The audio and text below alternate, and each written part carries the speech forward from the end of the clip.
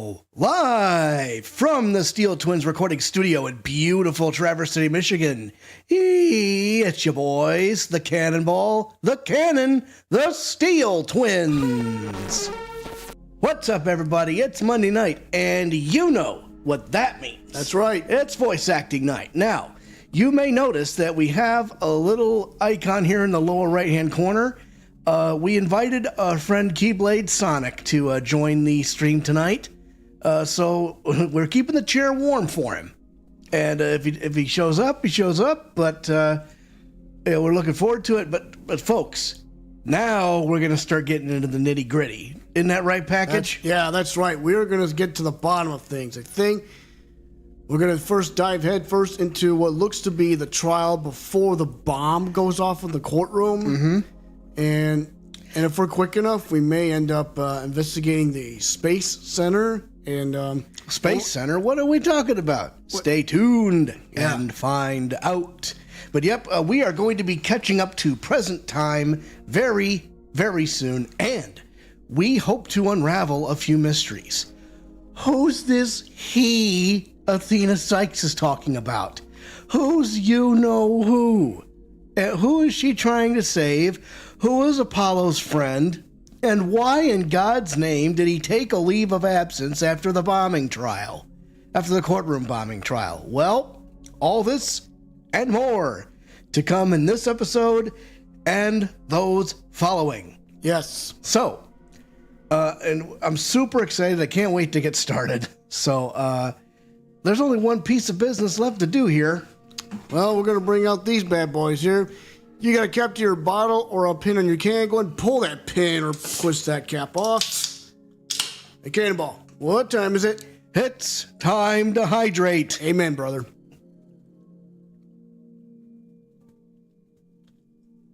I'm psyched and ready to rock. Tasty. Let's do it. Okay. Now, hopefully we don't have any technical difficulties going forward here. Yeah, I think if we keep our streams to 2 hours, that should be plenty. So, okay, live scene. And as a matter of fact, I am going to take this guy, put it right over here to keep an eye on things. Sure, good idea. And in the meantime, let us begin. You may proceed, comrade. Sorry. Very good, comrade. I'll hide that for now. If he shows up, I'll pop him back on. I hope his camera works. I hope so too. All right, so let's see. Health warning. Yep. Some of the contents in the game in this collection are presented as initially released to preserve the integrity. Yeah, but we didn't know we were going to be dealing with a panty snatcher in episode 2, right? Right.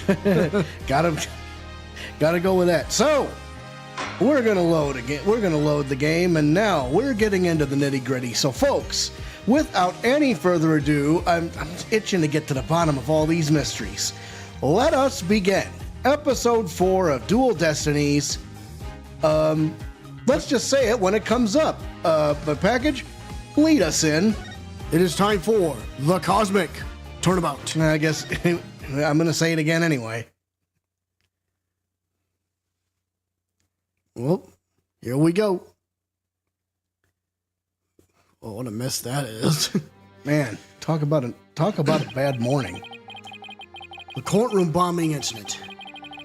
A terrible attack launched by the will of a madman. That incident perfectly symbolized the state of the legal world in this dark age of the law. Mr. Wright brought it to a resolution of sorts.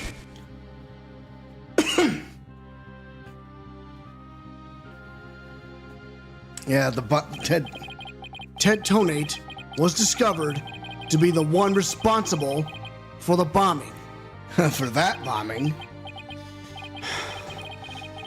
If only it were that simple. Somehow, I can't help but think.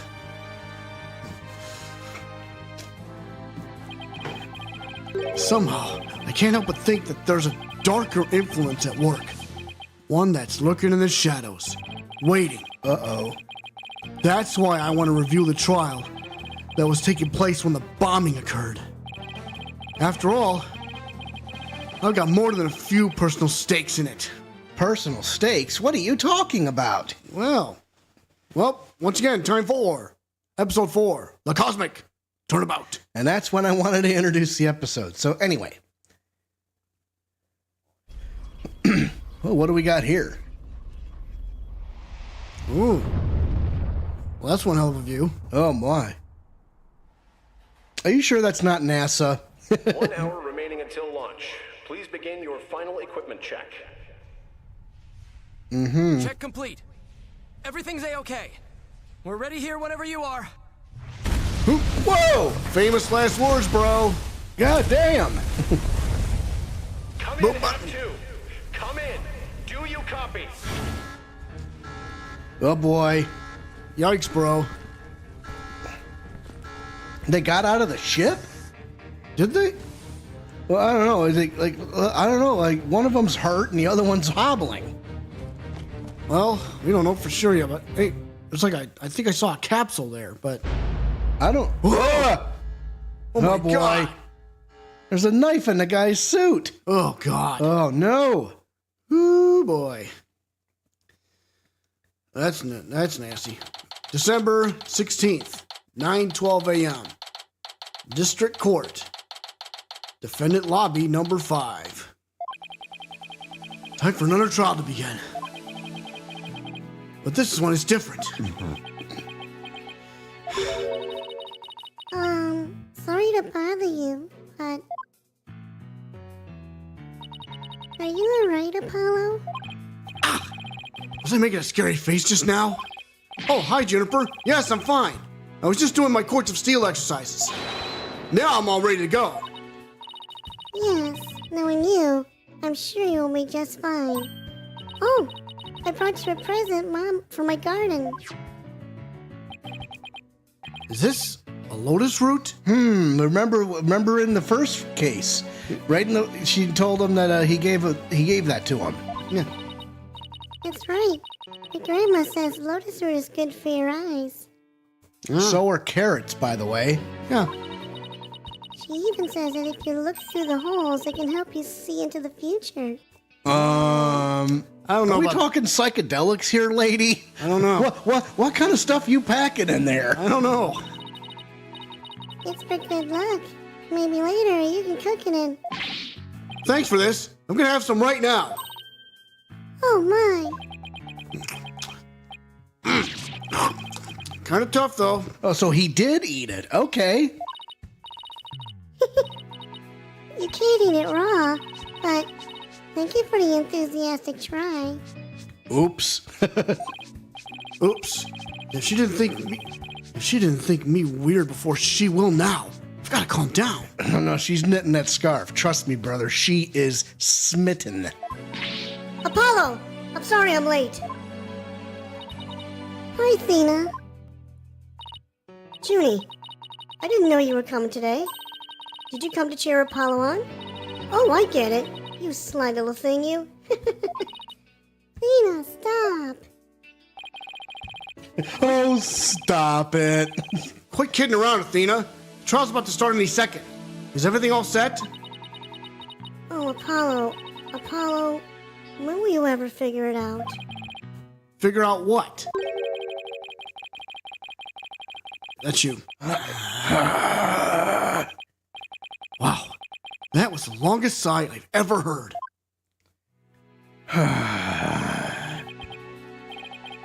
This is it. It's all over for me. They're gonna find me guilty. This is our client, one Mr. Solomon Saul Starbuck. He's a very famous astronaut who happens to be an acquaintance of mine. Ah, I see. You wouldn't know it right now, but he's usually a very upbeat and driven person. The scene of the crime this time happened to be the Cosmos Space Center. Back in high school, my best friend and I went there almost a little too much. But that's where we met Mr. Starbuck. We'd ask about space travel, and he'd launch into story after story with so much passion. Back in those days, The man was 100% my hero. Uh-oh, I think I might see where this is going.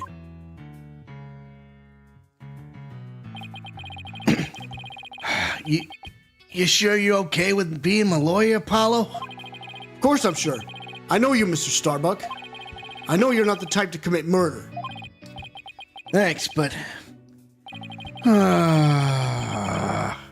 he looks like he's deflating, like he's a balloon that's deflating. I'm supposed to be in space right about now.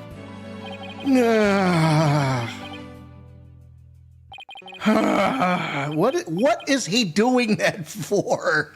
He's not that depressed. Something's up. He's so depressed it almost seems like an act.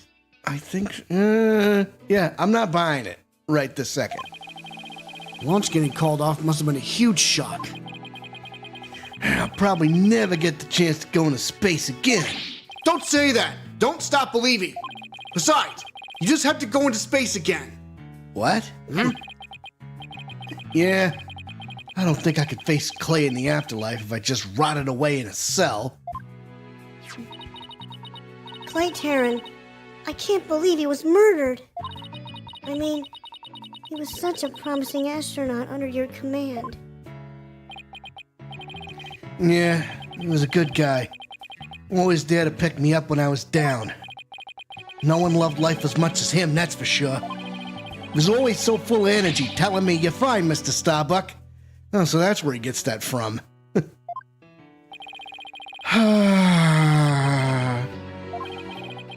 It says it's hang. How could something like this happen to a guy like him, huh? I've never seen Mr. Starbuck so down. Hang. Clay's gone, and I'm going to prison. I wish I could burn up like a shooting star right now. Maddie! Maddie! Thank you so much for joining the chat. Mr. Starbuck, you'll be fine. Ah! What is it? What's with the yelling? I'll get to the bottom of this today. You'll see. And in exchange, I want you to go back into space for you and Clay. Promise? Does that mean you have lots of evidence to prove my innocence? Oh, well, about that, we didn't get to investigate the area as much as I'd have liked, thanks to the police. I'm done for. I'm a goner. Everybody thinks I did it. Thought I was gonna soar like a comet. I'm just gonna crash like a meteorite. No, don't say that, Mr. Starbuck. Don't count yourself out yet. I know it's hard to lose a teammate, but you gotta keep going. And what about you, Apollo? What about me? I was just thinking, wasn't Clay your best friend? Oh, shit. Oh boy. We need to focus on the trial right now. Are you all ready to go? Apollo. Trial is about to begin. If the defense would please proceed into the courtroom. Okay, here we go. This is it. This is one trial I can't afford to lose. For Clay's sake and our clients, I will find Clay's killer. Whoever that may be. Yep, well, we don't have any suspects yet. December 16th, 9:55 a.m. District Court. Courtroom number 4. Yep, back in that same courtroom. Court is now in session. All rise. Why does Apollo have a bandage over his eye? Court is now in session for the trial of Solomon Starbuck.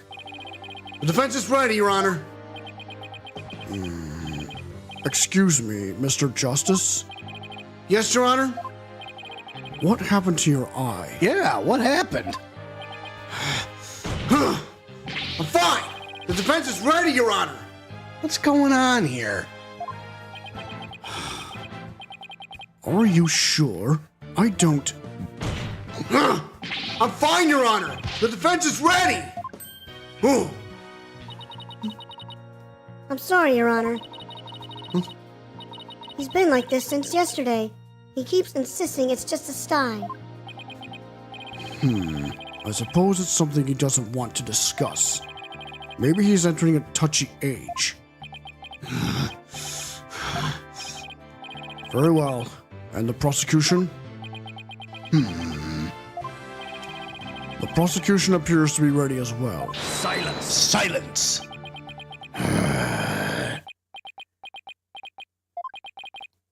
Not yet. I'm not quite ready yet. He's already free of his shackles! Ah! He's got a sword! Oh my Take God. cover! The prosecution is now ready. Well, it didn't take him long this time. What's up with Blackquill?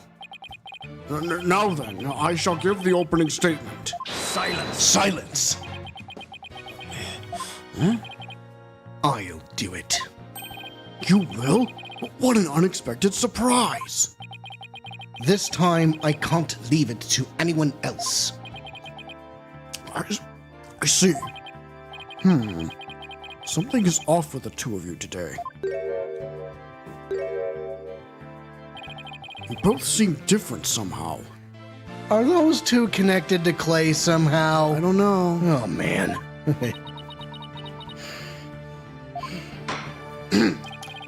Very well, Prosecutor Blackquill. Your opening statement, if you would. It was just yesterday. The crimes in question occurred at the Cosmos Space Center. Ah, that famous federal research facility of all things related to astrology, right? Astronomy. It's astronomy. Astrology. Close. Astronomy. It's astronomy. Anyway, a rocket was set to launch from there, but at 9:28 a.m., before they could even move the rocket to the launch site, Boom it shakalaka. exploded. 2 explosive devices were detonated, and the launch was cancelled. My word. 2 bombs? How dreadful. And look, and can we just take a minute? You noticed that case that was, that bomb case that was there, right? Yeah. There's a body inside that case right now! What? If you remember from the first case. The defendant in today's trial is charged with both the bombing and with murder. One, Mr. Solomon Starbuck. For whatever inane reason, he detonated a bomb on the rocket he himself would be in. Yeah, that doesn't make any sense, Jack. Why would he do that? Solomon Starbuck? I recognize that name. Isn't he a famous astronaut? Correct your boldness. Mr. Starbuck was the pilot of the Hat 1 rocket 7 years ago. As you may recall, despite some interstellar trouble, his mission was a success. Some say it was a miracle he returned alive. I suppose you could say he's a living legend. Oh, I remember now. He's become something of an international celebrity, right? Hat 1 miracle. Larry Butts is guilty. Zion Boy Man joining the chat here, everybody. Well, if we find him, we'll peg him for you. Mankind's hope for the future. I've got to make it back alive. They even turned that incident into a movie and everything. We've got a real space pioneer in court today. But even heroes tumble from their lofty heights. Returning to the subject at hand. Ah, yes. The victim was one Mr. Clay Terran, a subordinate of the defendant. Indeed, a loyal disciple brutally stabbed to death by his mentor. Stabbed to death, you say? You mean his death wasn't a result of the bombing? Correct. Despite his lofty dreams, the victim was seen as an interloper by the defendant, and so he was sent not into space, but to the universe which we mortals cannot see. Clay. I think I've heard enough. The case seems pretty clear-cut at this point. However, there is one thing I'm curious about. That metal box next to the witness stand. Yeah, what about it? Remember? What purpose does it serve exactly? I don't know, hiding a body? Since you asked so nicely, it's your coffin. Ah! Have mercy on me! I jest. It's evidence. Due to its immense size, we've little choice but to lay it where it rests now. We shall get to the contents of the box in due time. That box looks familiar. It sure does. It sure should, Zion. It's from the first case. Whew. I feel like I just lost 50 years off my life. He's already 50. Does he even have 50 years left? Inner monologue, Athena. Inner monologue. Enough jabbering. Bobby Fulbright's the name. In justice we trust. Ah, Detective Fulbright. Very well then. Please explain the details of this incident to the court, if you would. On it. First, take a look at this pamphlet from the Cosmos Space Center. In it, you'll find a diagram outlining the overall layout of the Space Center. Ted Tonate. I wanted to Ted Tonate my fist in his face. Well, he's rotting in a prison cell now.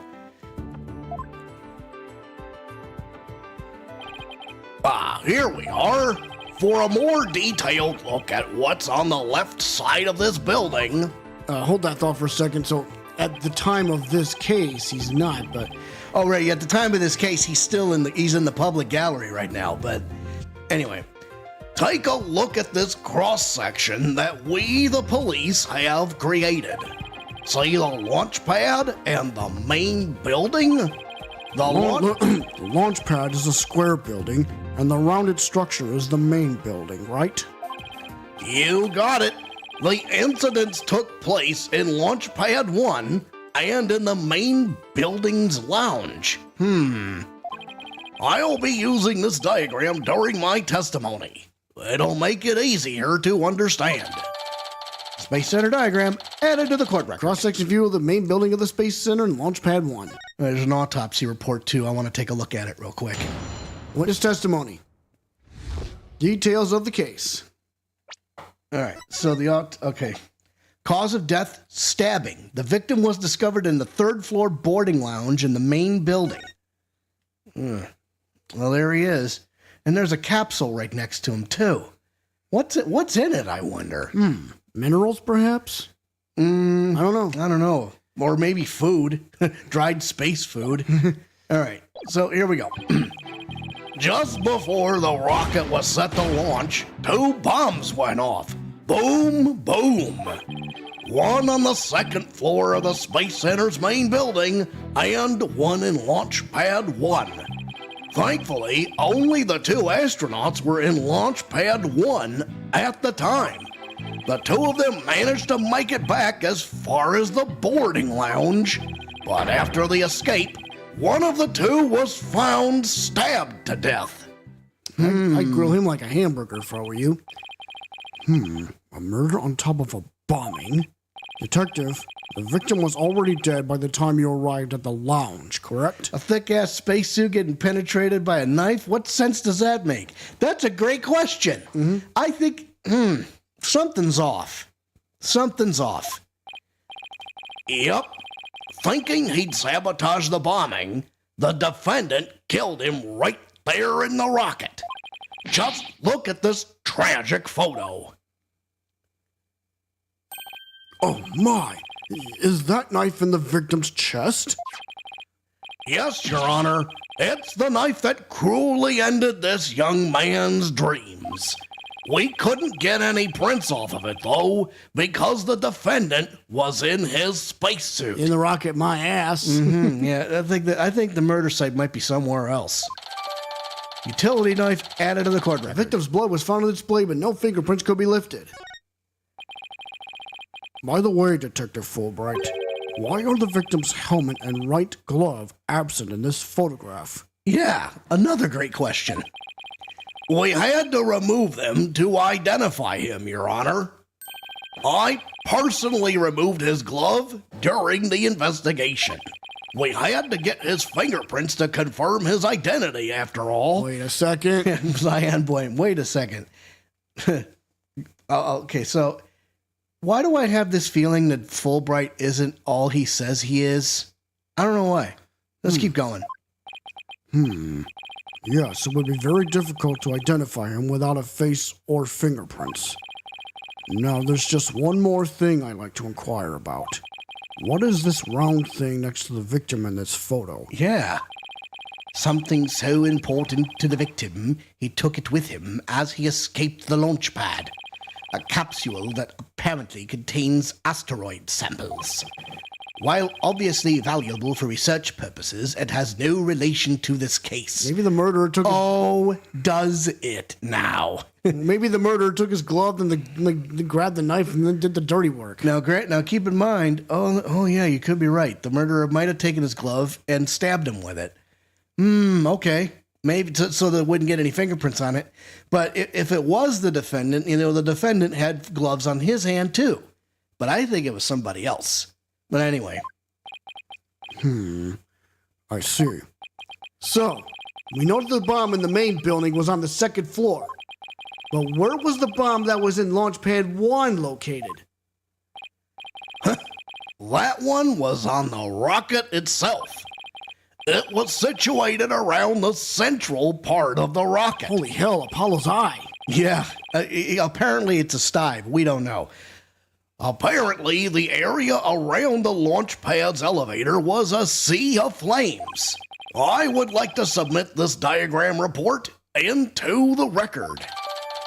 Timing report added to the court record. Explosion sparked a fire on the second floor of the main building in the middle level of the launch pad near the elevator. The trial's just started and we're already in a bind. You get used to it. Besides, that's what cross-examination is for, right? What the two astronauts were doing during the bombing. That'll be the key. Didn't he have a bandage around his eye during the bombing? Yeah, that's right. He did. I thought it was because shrapnel got in his eye, but apparently that's something different. All right, start grilling them. Just before the rocket was set to launch, 2 bombs went off. Boom, boom. Hold it! How powerful were the explosions?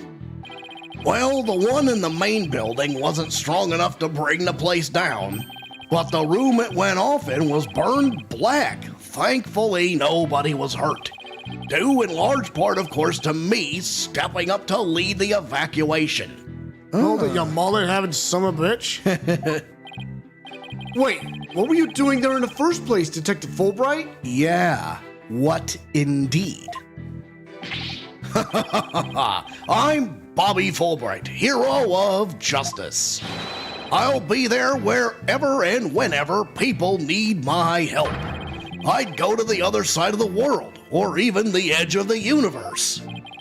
I'm not sure he knows how far that actually is. I don't think he's guilty yet, but I don't know why he's suspicious though. Something just doesn't seem right. But I guess I'll leave that one alone. Admirable decision, Justice Dono. Huh? What'd he decide? Anyway, could you describe what it was like at the Space Center at that time? The bomb cut the power to the central bank of elevators in the 3rd floor lounge. It was pitch black in there, I tell you. However, the security cameras and whatnot were running on emergency backup. And how did the evacuation go? I immediately and heroically whisked people down to the Space Center's basement shelter. The basement shelter? Yes, there's an emergency shelter beneath the Space Center. An emergency shelter, huh? Oh, here it is. It's at the bottom of the diagram. The Space Center's pretty impressive to have its own shelter. Evacuation report added to the court record. Bombs went off despite tight security. Police officers and riot police who had been standing by gave the evacuation instructions. Power outage and evacuation seem unrelated to the murder at this point. Oh, you know what? Something tells me everything's gonna be connected, but we'll find out soon. I guess I'll leave that aside for now. Wow. Yeah, something's off. So there were 2 explosions in total, correct? Yep, that's right. One on the second floor of the Space Center's main building, and one in Launch Pad 1. Hold it! Let me get this straight. Mr. Starbuck rigged a rocket he was going to board with explosives? Huh? What are you talking about? If the defendant really did plant the bomb on his own rocket, he'd get caught in the explosion as well. Oh, I hadn't thought of that.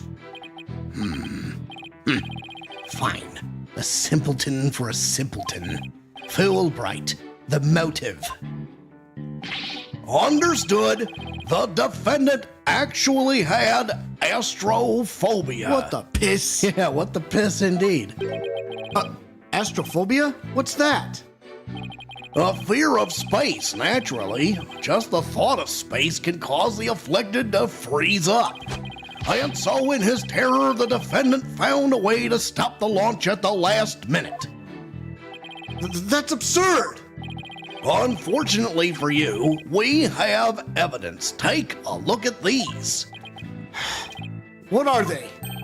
These anti-anxiety tablets were found among the defendant's possessions. Astrophobia? Then don't watch Doctor Who then. Right. Apparently, he was taking them in secret to quell his fears. There were a multitude of problems with the rocket Mr. Starbuck rode 7 years ago. Rumor has it threatened to crash a number of times as well. That was, of course, very traumatic for Mr. Starbuck. Objection! But that doesn't mean he'd go so far as to blow up his own ship! Silence! The defendant couldn't bear to mar his good name now, could he? No, not after the media had branded him Soul Starbuck, Space Pioneer Extraordinaire. Huh. Given these conditions, the defendant could hardly run away like some base mutt. What? So that's why you think he resorted to the bombing? Naturally, he constructed this act of sabotage in an attempt to blow up the Space Center, which would effectively abort the launch but spare his reputation.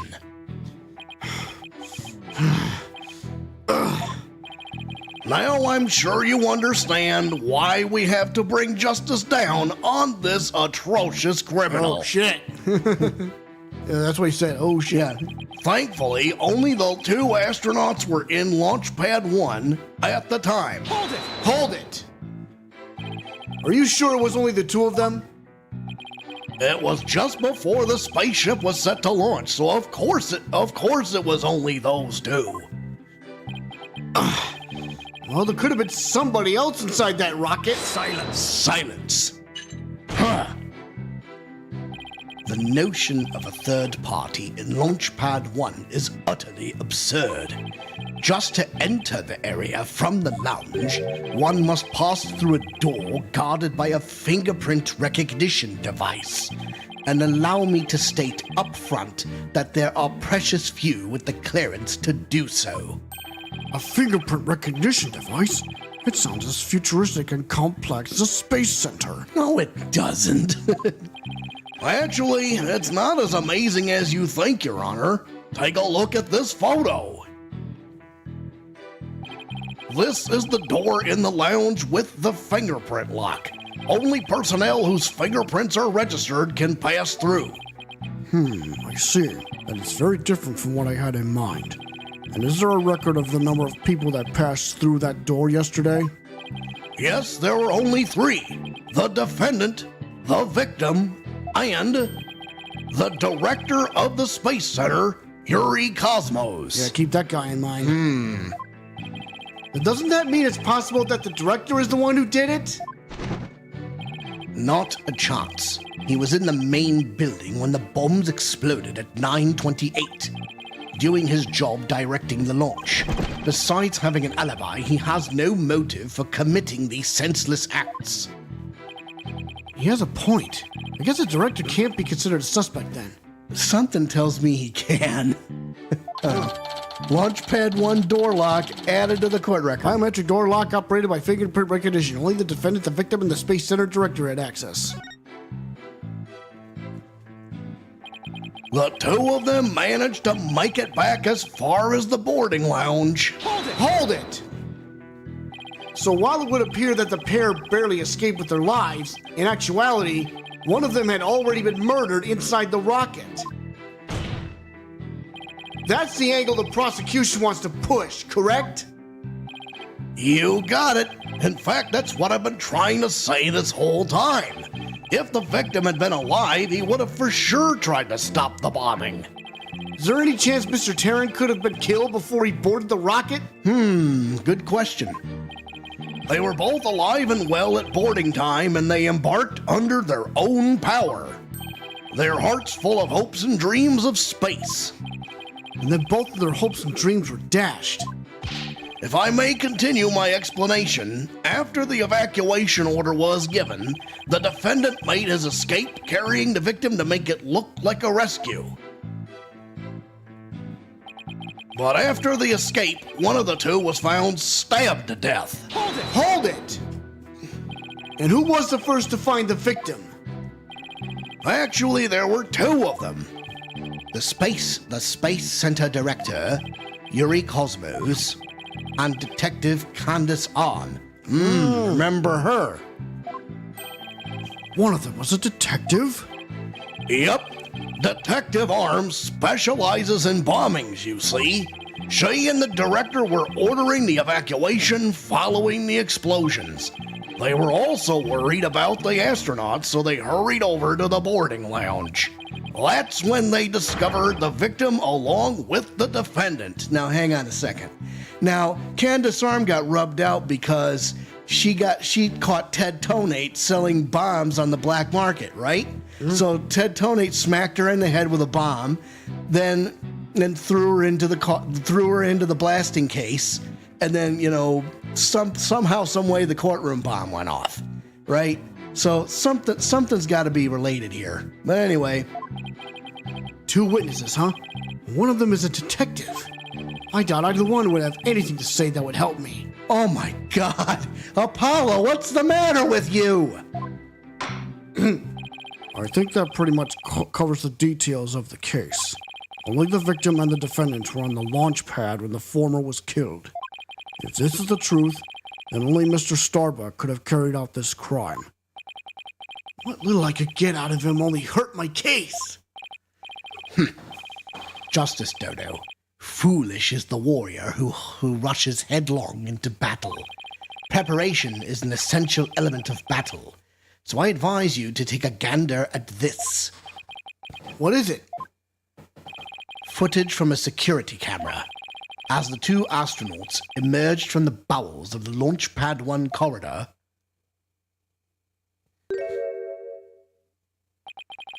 the boarding lounge security camera captured their desperate escape. Look at that very carefully. There's a lot of clues here. Okay, so somebody's holding the thing. There's a guy. Yeah, I mean both the gloves are on the one slumped over. So that one has to be the victim on the left. One of the guy's oxygen tanks was 50%. Yeah, so 50% oxygen. Holy smokes. Yeah. Now, I would direct your attention to what the defendant is shouldering, which you can see is none other than the lifeless body of the victim. What? I don't believe this. No, okay. Order, I say. This lines up exactly with what the prosecution has been asserting. I should have known Blackquill would have something like this ready. Security camera video added to the court record. Video showing the defendant and the victim's escape from the corridor to the boarding lounge. Apollo?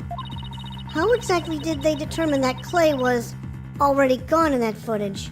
Look, he's not even moving his feet. I don't know. I see what you mean. Whether Clay was still alive at this point is pretty crucial. Your Honor, please take another look at the footage. Isn't it possible that Mr. Tarrant was still alive here and that Mr. Starbuck was helping him? Why, I believe you're right. One man carrying the other to safety. What a beautiful expression of friendship. Keep that in mind. Silence.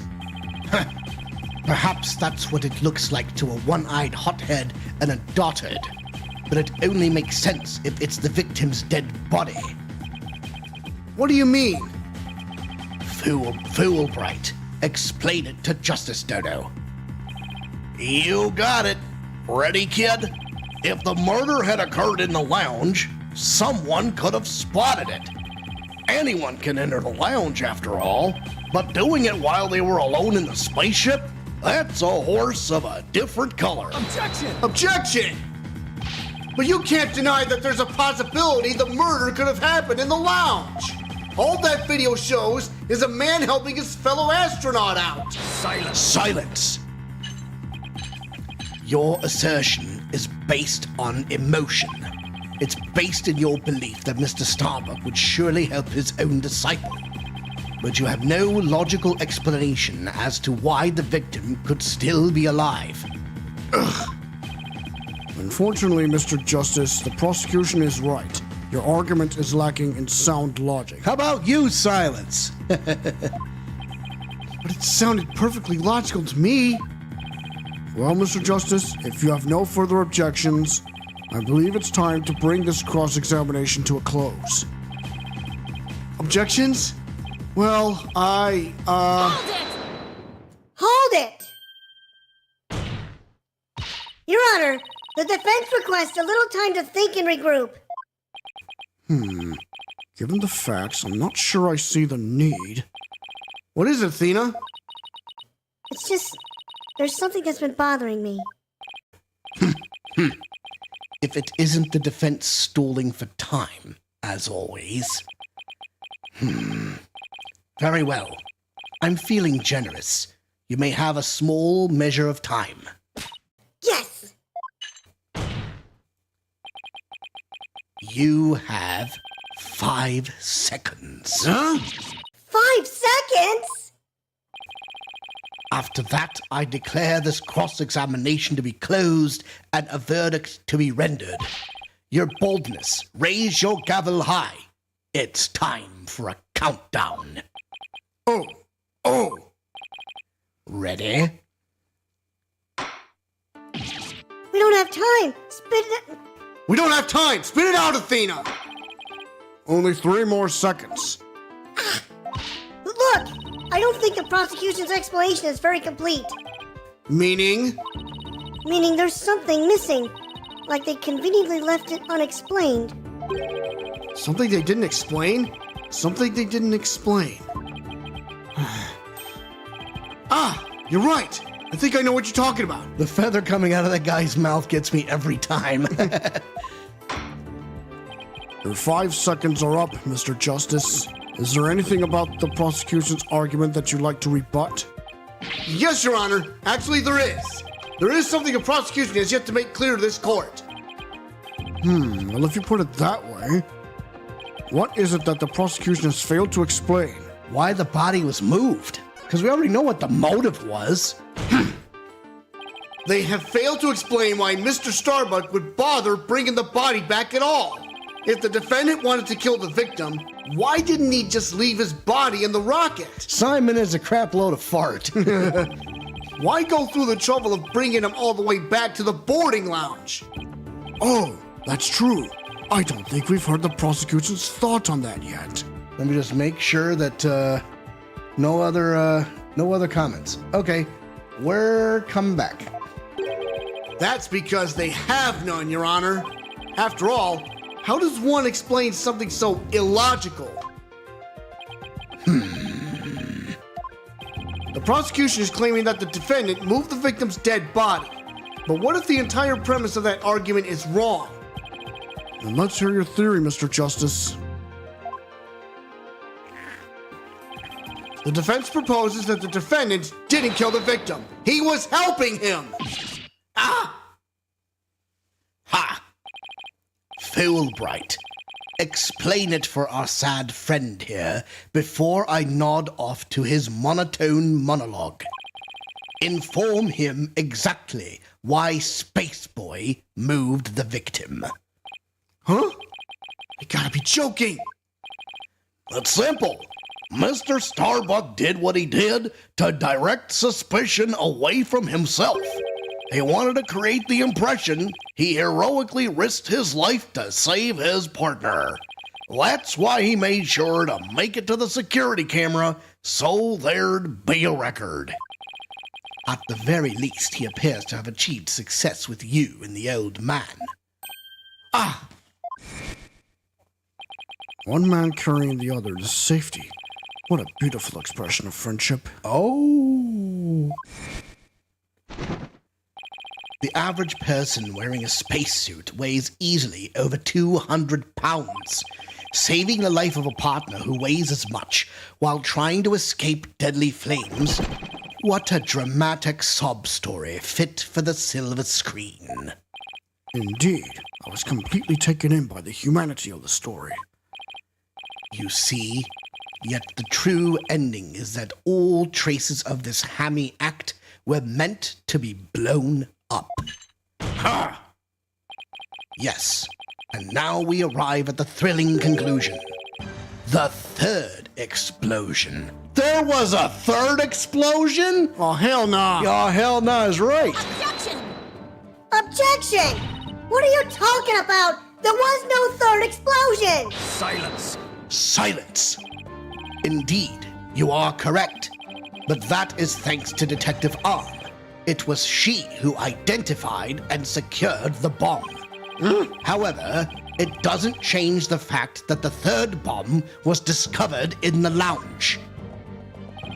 The steel coffin beside the witness stand. That would be a bomb transport case. That's what it is. We used that to transport the deactivated bomb here. It was found in the lounge. A bomb in the form of a most distasteful toy. Oh, remember that from the first case? Yeah, Yeah. the phony fancy. What? One on the second floor of the main building, one on the launch pad, and one in the lounge. The defendant planned to set off 3 firework displays. Fortunately, the third was discovered before it could be detonated. For had it not, the victim's body and other vital evidence would surely have been immolated. Objection! Objection! Gah! Before you utter a word, know that the evidence supports me. It's like he's reading my mind. As it is still undergoing forensic investigation, I do not have the evidence on hand. However, know that a peculiar item was found in one of Mr. Starbuck's pockets.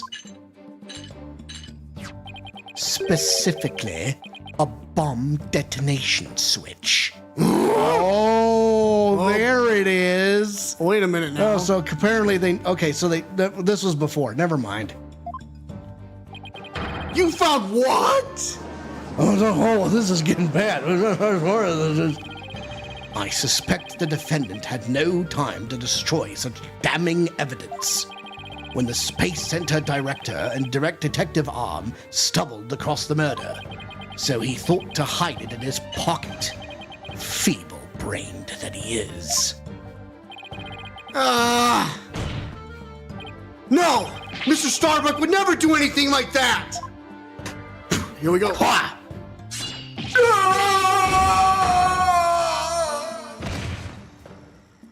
You like that? Did he get him? Got the echo up throat.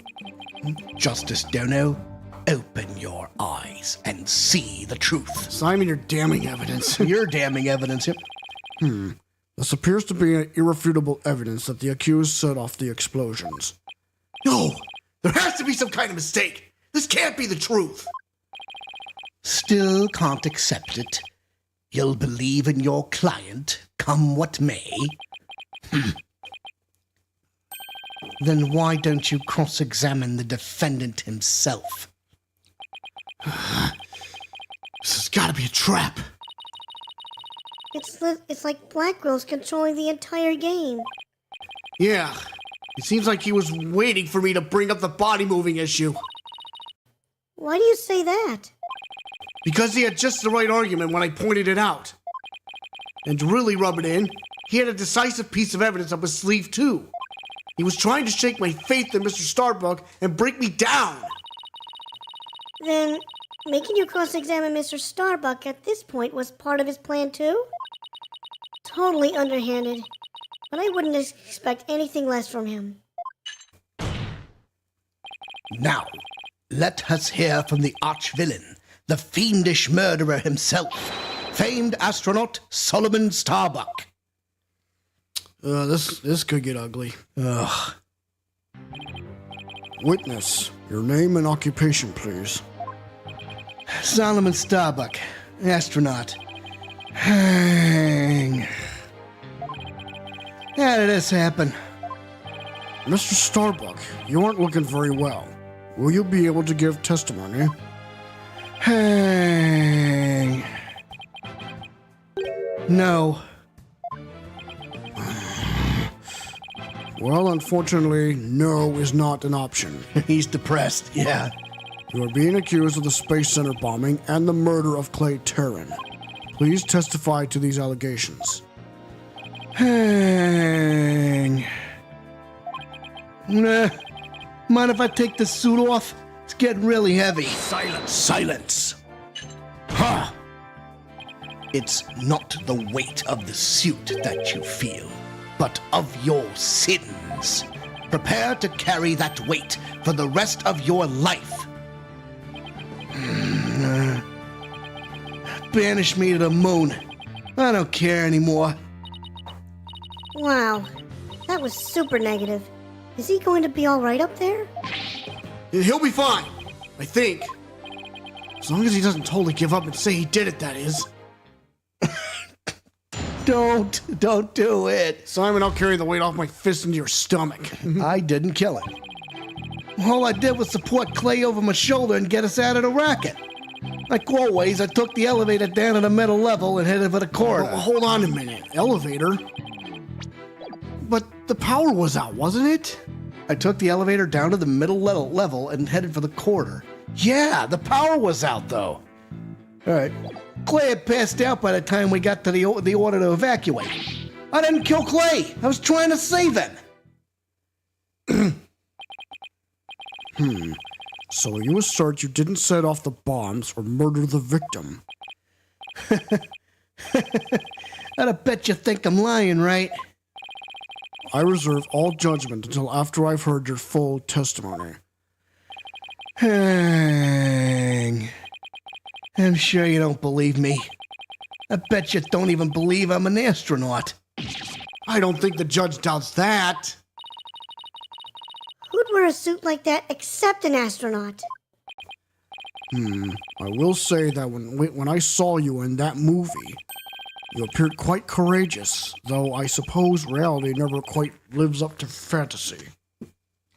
Sorry. Oh, good. Hang. I guess I'm just a big disappointment.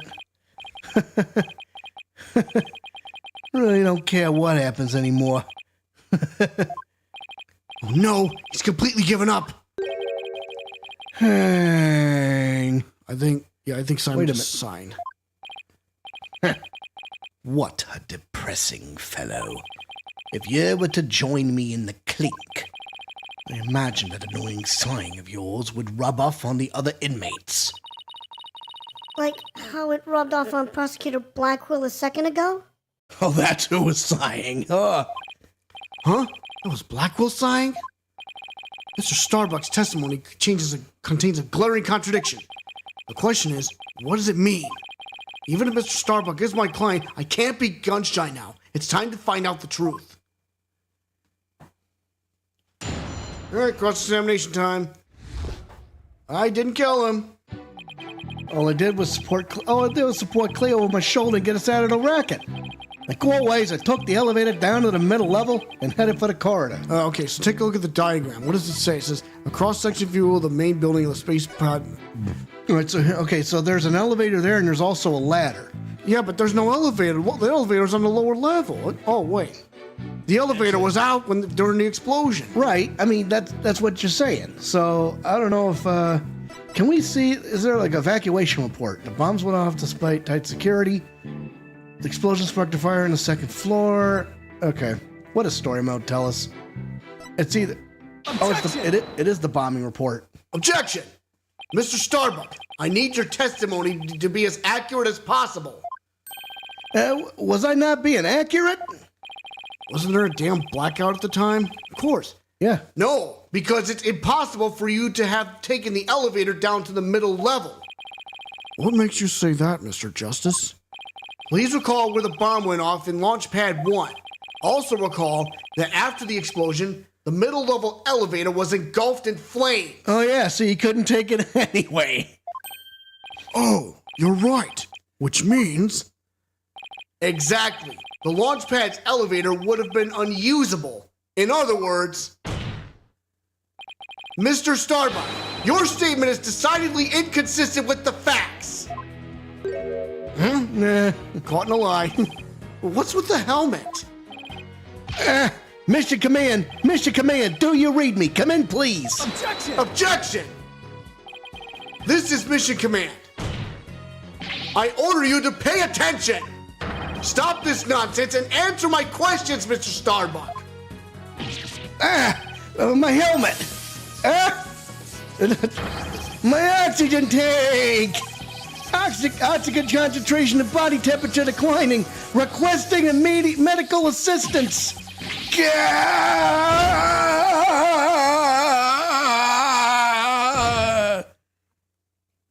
was good.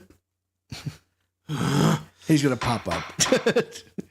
Mr. Starbuck, we are not in space right now.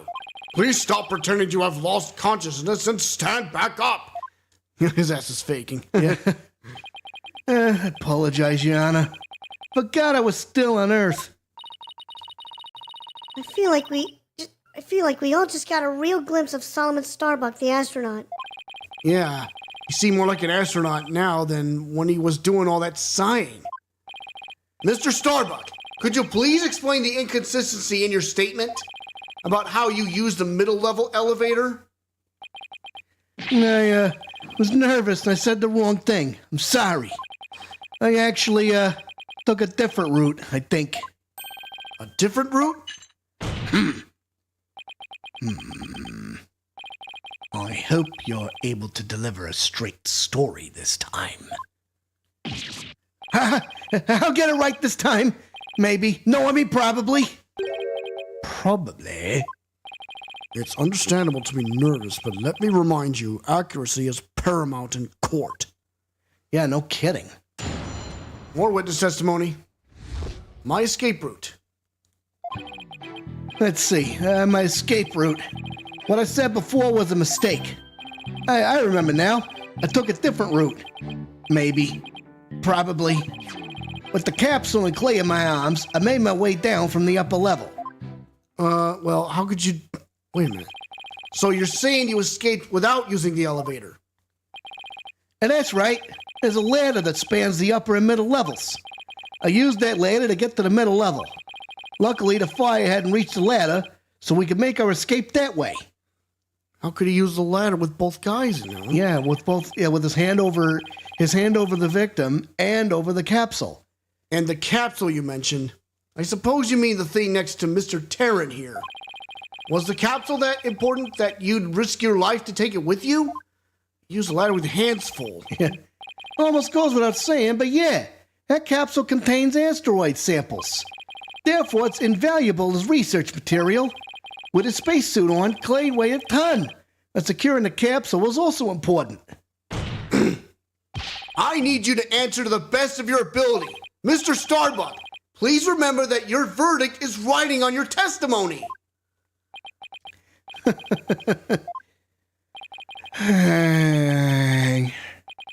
Maybe I am guilty after all. After that's a great symbol of strength, where he's like a bastardly scumbag.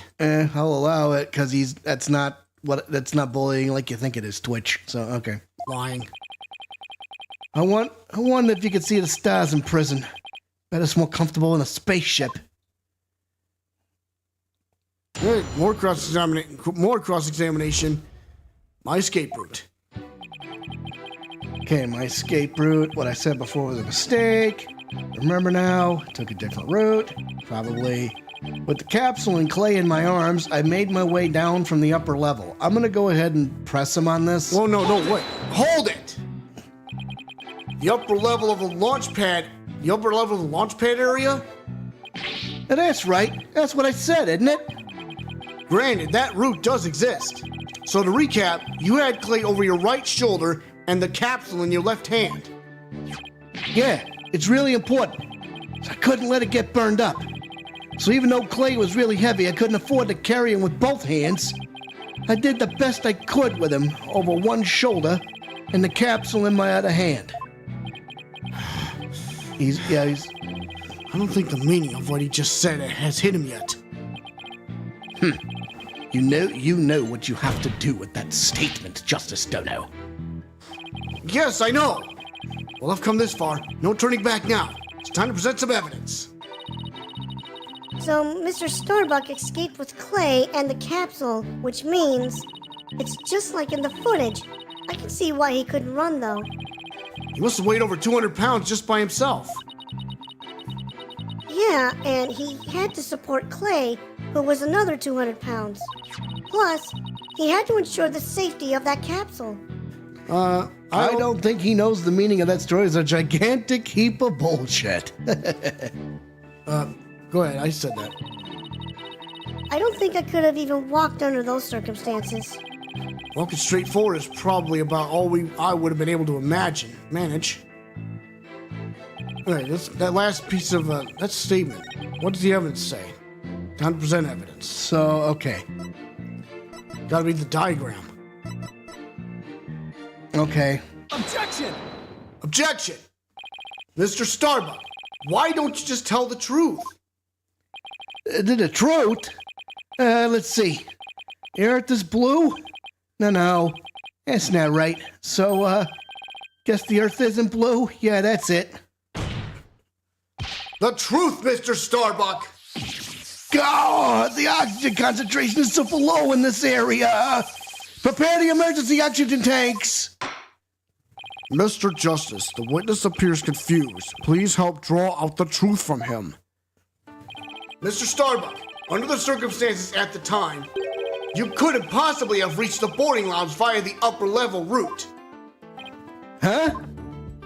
Not as long as this was along the escape route. You know, the ladder. Because he can't... Take that! Take that! To get down from the upper to the middle level where the Launchpad 1 corridor is, you would have to go down the ladder. Isn't that right, Mr. Starbuck? Of course. That was the only way we could escape. Objection! Objection! But how would that work? At the time, you were supporting Mr. Tarrant over your shoulder, were you not? And remember, he was in full space gear as well, putting him at over 200 pounds. Well, it's easy on the moon. Gravity is only 1/6 of what it is on Earth. Objection! Objection! But the Space Center is located on Earth.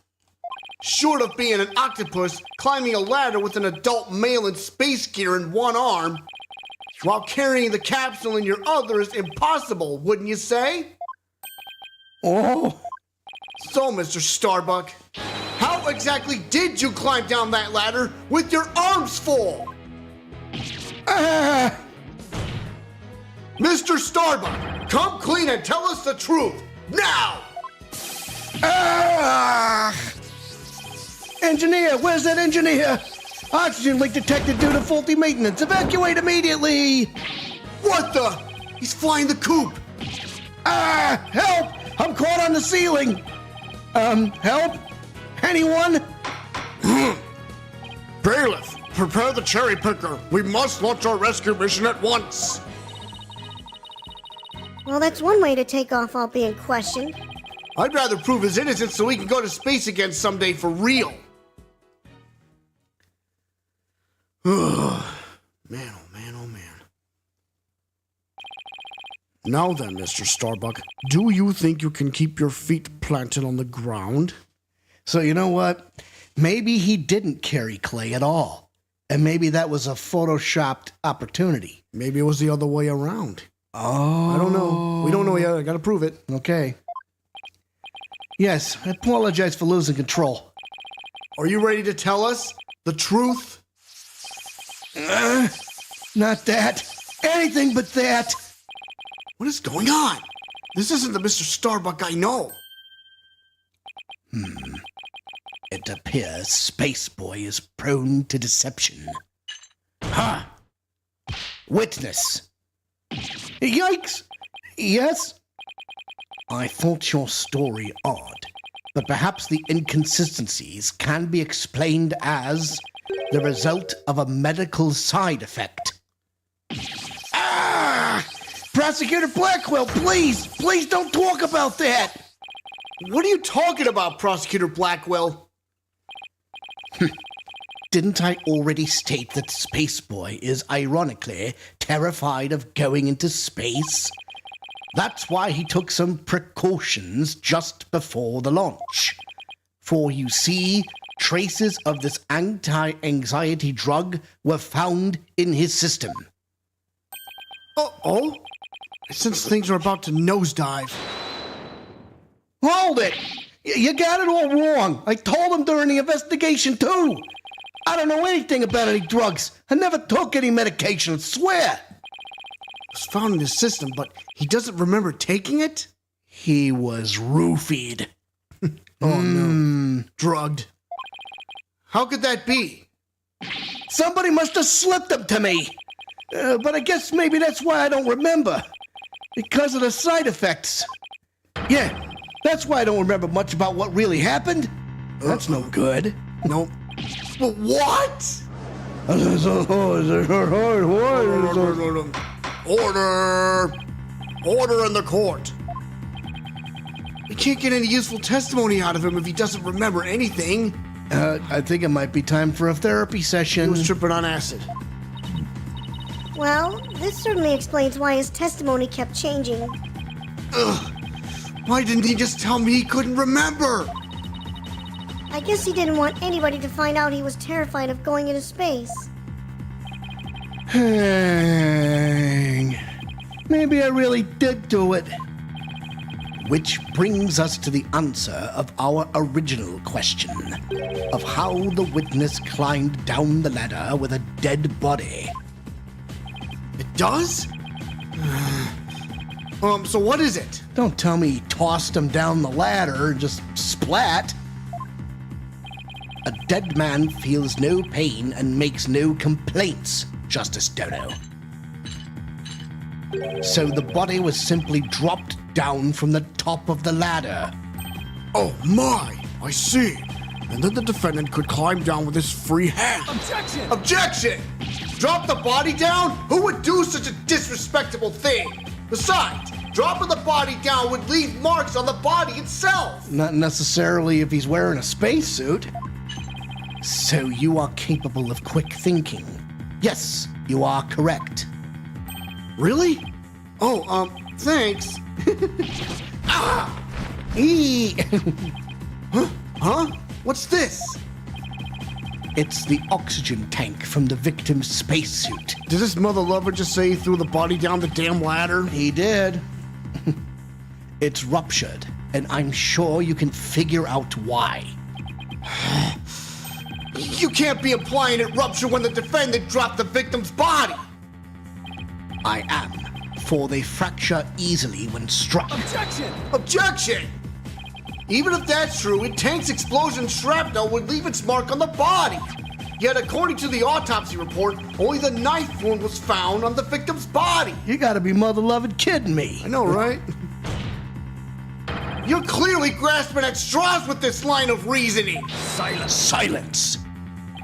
A spacesuit isn't heavy for the sake of being heavy, Justice Dono. It includes the latest technological devices and is made of the fabric of tomorrow. This fabric is made to protect astronauts from the dangers of space. So falling a few Earth yards would hardly leave a mark on the wearer. Objection! Objection! Then shouldn't it be impossible to stab someone through it as well? Yeah, good point. It should, and yet, through sheer coincidence, the knife slipped through a weak spot in the suit's structure and found its way to its target. What are the chances? You forget that our killer is an astronaut himself with knowledge of how the suits work. Mole. He's got me there. And now my argument has been proven. Space Boy killed the victim in the rocket and then dropped his body from the upper level.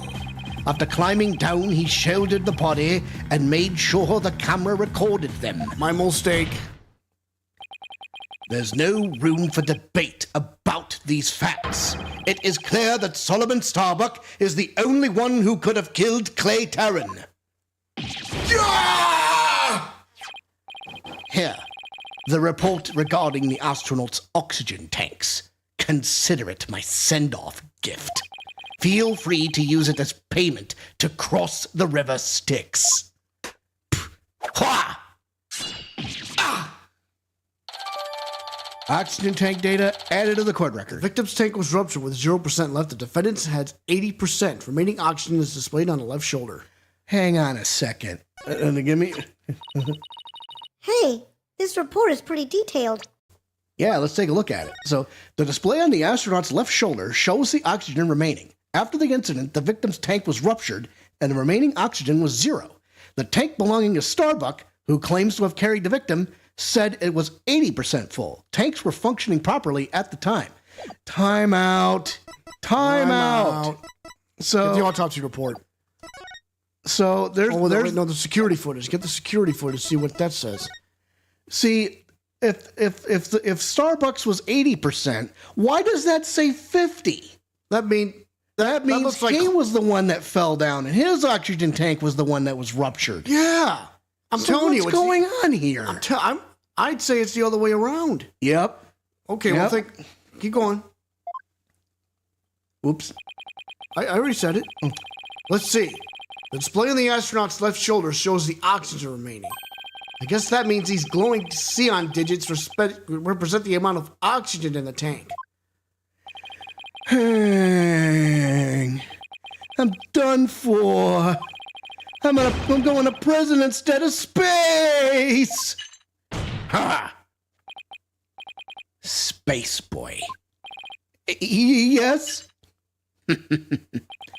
Take heart. The bejeweled night sky is still beautiful, even when viewed through bars. He's up to his tricks again. You mean the stars are seen from prison? That's right. Your cell will be your spaceship. Picture the view through the iron bars.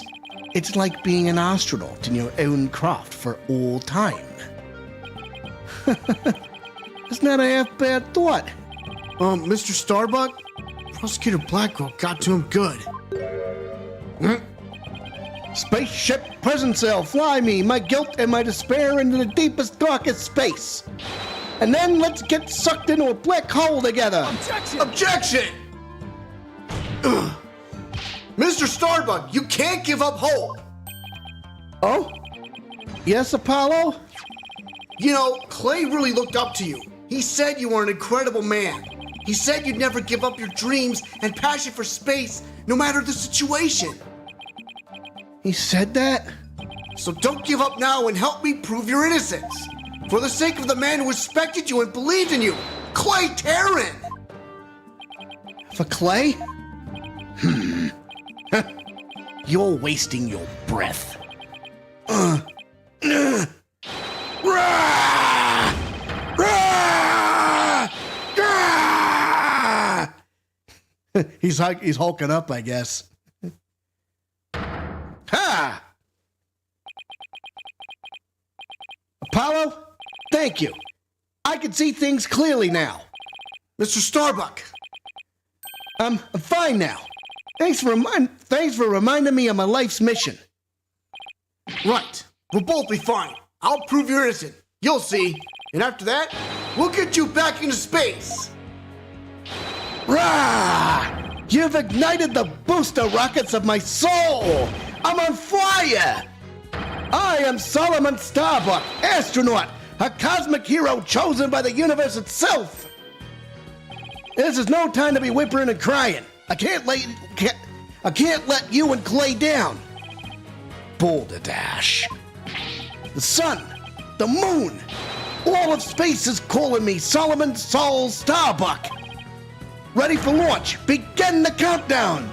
5, 4, 3. 2, 1. lift off.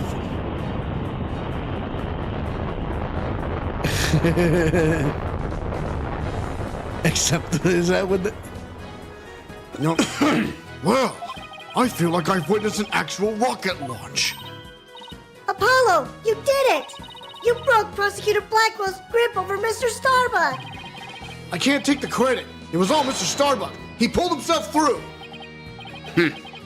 If you simpletons are done massaging one another's egos, no matter how positive your mood, my advantage remains unshakable. I have but to wait for the final guilty verdict. Isn't that right, your boldness? Gah! I can't let up now. I have to stop Blacquill. I have to see this through. Mr. Starbuck just has to make it back into space. Oh, that photo. I won't allow Clay's dream to remain unfulfilled. I've got to destroy Blackwill's argument somehow. Think, Justice, think! If the only people at Launchpad 1 were Clay and Mr. Starbuck, and if Clay was already dead by the time this footage was taken, then the only person who could have killed him is Mr. Starbuck. He say my baldness? So the only way to counter Blackwill's argument is if I could prove that Clay was still alive when they arrived at the boarding lounge. And remember, turn the case upside down. In which case, I should be able to find some contradiction in the evidence itself. Now let's see. About this data that we just received. This supposedly proves that Mr. Starbuck dropped Clay's body in Launchpad 1. But if I'm going to prove that false, then there must be something I can use here. Enough of this farce, your boldness. Let's have your verdict. Objection! Prosecutor Blackquill, you seem to be in quite a hurry to rush the verdict. But about this oxygen tank data you submitted just now, it says that Mr. Starbuck's tank had 80% remaining while Mr. Terrence had 0. Do you stand by the accuracy of this report? Of course. Then I guess it simply means that it's faulty as evidence goes. You will explain what you mean, Justice Dono. It's simple. This evidence contradicts the facts of this case. Take a look here at the detailed description and you'll see what I mean. I hope you have some evidence, Mr. Justice, because I don't see what's so contradictory. Yes, Your Honor, right away. This is the evidence that the oxygen tank report stands in contradiction to. 3, 2, 1, liftoff. Take that! And how does this evidence present a contradiction? The problem is this part here. Right there. Take that! Take that! Yay, screw you, Blacquill. Note the remaining oxygen in Mr. Starbuck's tank as he carries Mr. Terran. It appears to say 50. Yes, but according to the data, our client's tank had 80% remaining. The oxygen in the tank increased? I see Your Honor finds it as strange as I do. It's bad enough that there is a contradiction, but the increase in oxygen is beyond illogical. Oh my, you're absolutely right. What is going on here? Silence. I too find it odd that the oxygen remaining has increased. It would be as odd as if my rations were to increase. But what does that prove? It doesn't change the fact that it is the defendant carrying the victim's corpse. Objection! I'm gonna bet you don't get more rations because you don't abide by the rules. Either way, the oxygen remaining shouldn't increase, just as your rations don't increase. Therefore, this new information is critical. We can't overlook it. Silence! In that case, do you have an answer to this riddle of the mysteriously increasing oxygen? You'd better not disappoint, or I'll declare the inconsistency as mere equipment malfunction. Prosecutor Blackquill has a point. I suppose it could be a simple malfunction. Mr. Justice, if you cannot provide an adequate counter-argument to this point, I'm afraid I must bring this trial to an end. So, do you think you can explain why the remaining oxygen level increased? It didn't. That was Clay's level. Of course I can. The thing to do at a time like this is turn my thinking around. Yep. Mr. Starbuck has no memory of it, but he claims to have carried Clay. So this man with the 50 on his tank ought to be Mr. Starbuck. Nope. But if anything, the display on this oxygen tank should have shown an 80. This is a clear contradiction between the report and the security footage. So what I should be asking is not why did the oxygen level increase, but what had to have happened to make it look like it increased. It turns the table for you, Blackquill. Am I making some kind of mistake in my base assumptions here? Well, Mr. Justice, we're waiting. Yes, Your Honor. I'm ready to answer. This is why the remaining oxygen appears to have increased. The victim was carrying the defendant. Yep. What if it was the other way around? The other way around? Would you care to explain, Mr. Justice? As you can see, Your Honor, both men had their helmets on in this footage. But it turns out, this is where our base assumptions went astray. We assumed that it was Mr. Starbuck helping Mr. Tarrant, but it was the other way around. It wasn't Mr. Starbuck helping Mr. Tarrant at all. It was Mr. Tarrant who was helping Mr. Starbuck to the boarding lounge. It was what? Order!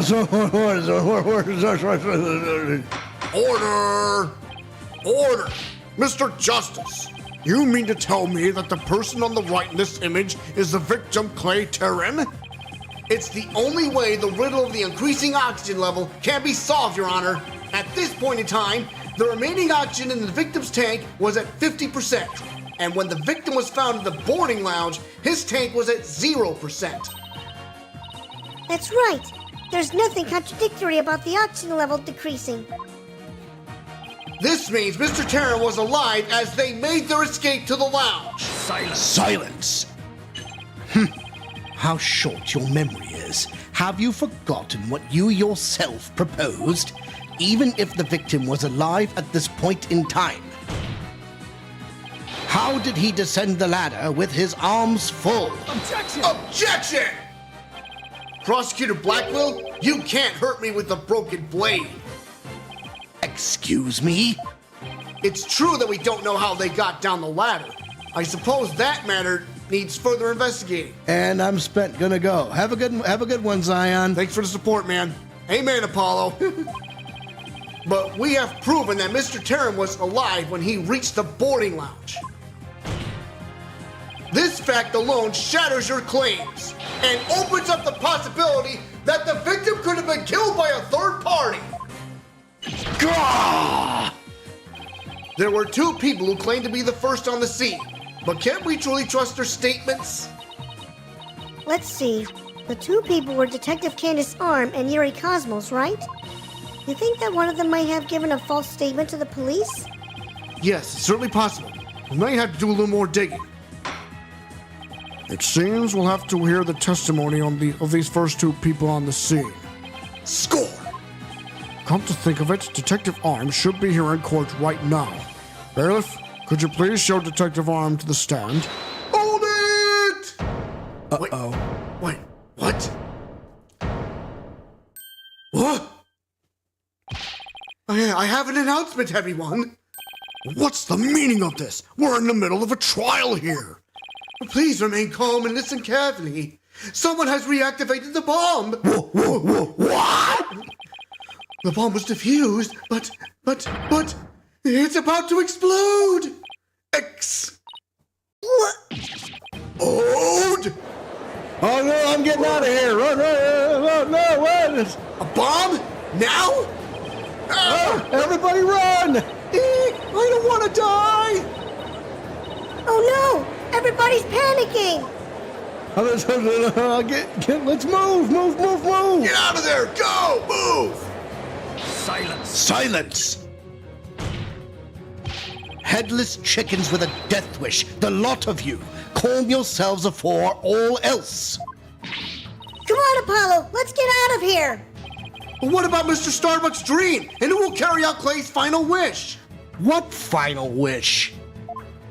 I don't care what happens to me. I'm not gonna let some bomb blow the truth up forever. I refuse to let things end here. Apollo! This is no time to be dramatic! If we don't get out of here now, we're gonna die! Come on! This way! Hey, ouch! Let me go! Apollo! Juniper, she hasn't evacuated yet? Ah! Juniper, are you all right?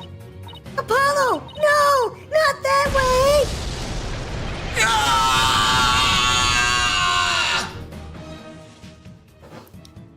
Boom goes the cannonball. Boom goes courtroom number 4. Yeah, no kidding. Well, it's almost an hour and a half. To be continued. Still got like what? Half an hour? Half an hour or so. Well, you're the captain of the ship. What do you want to do? Let's keep going. All right then. To the next part of the trial. Let's go. Next chapter. Let's do it. Let's do it. In the middle of the Space Center bombing trial, we had another bombing incident. Let's go. Yes. This one destroyed courtroom number 4. Furthermore, Apollo suffered massive injuries from being there when the bomb went off.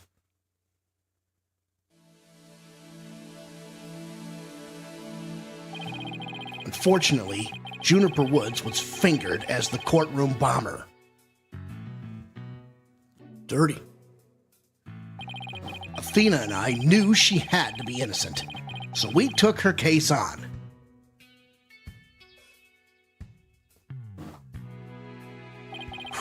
We managed to clear Ms. Woods' name. What a trial that was.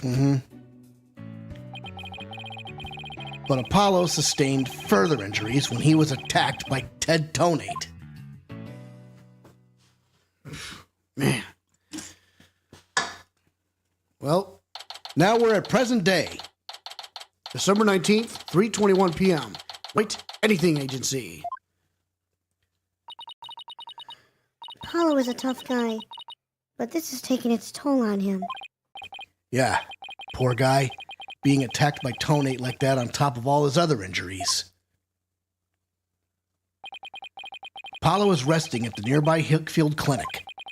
I've had some experience with that place myself. What an awful turn of events. I never thought he'd land in a hospital of all places.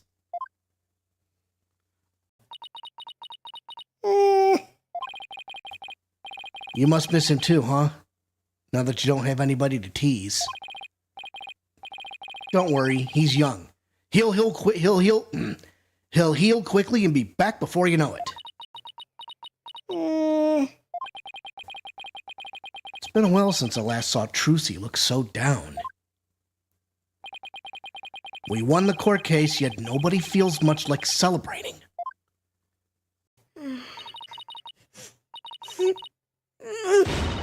All right, enough of this, people. This is no time to be moping around. Now dry those eyes, both of you. You're the only one who's crying, Athena. Technicalities. Look, we have work to do. We have to take over. Take over what exactly? Apollo Space Center case, of course. As no verdict's been reached, there's still a chance. I agree with Athena. We should pick up Mr. Starbuck's defense. We have to avenge our fallen comrade. Right, Daddy? Apollo hasn't exactly fallen. He's still alive, you know. Good. Now that that's settled, let's get going. Come on, we gotta run. Wait, right now? You better not be running the whole way. There she goes. I'd better go catch up. Can you take care of the office, Trucy? Sure thing, Daddy. Let's be careful out there. In the meantime, I'm gonna bake some cookies and fill up my magic panties for you. Yep. There it is again. Trucy seems to be feeling a little better. I can always count on Athena to perk everybody up with her enthusiasm. Oh, she's back. Don't mind me. Just forgot a few things. Wallet, phone, the documents, my bag. Sounds more like you forgot everything. I can always count on Athena for that, too. All right, you two. Let's be careful out there. Well, here we go. Time to investigate. December 19th, Detention Center, Visitors Room. You want to tag out and take Solomon Starbuck? Yeah, sure. Tag made! I'll even use a different voice. Yeah. So our client is one Solomon Starbuck. He's so famous, even I've heard of him. That's right. He's a super famous astronaut who works at the Cosmos Space Center. He was actually up in outer space 7 years ago. You seem to know quite a bit about him. Now I'm all excited to meet the man.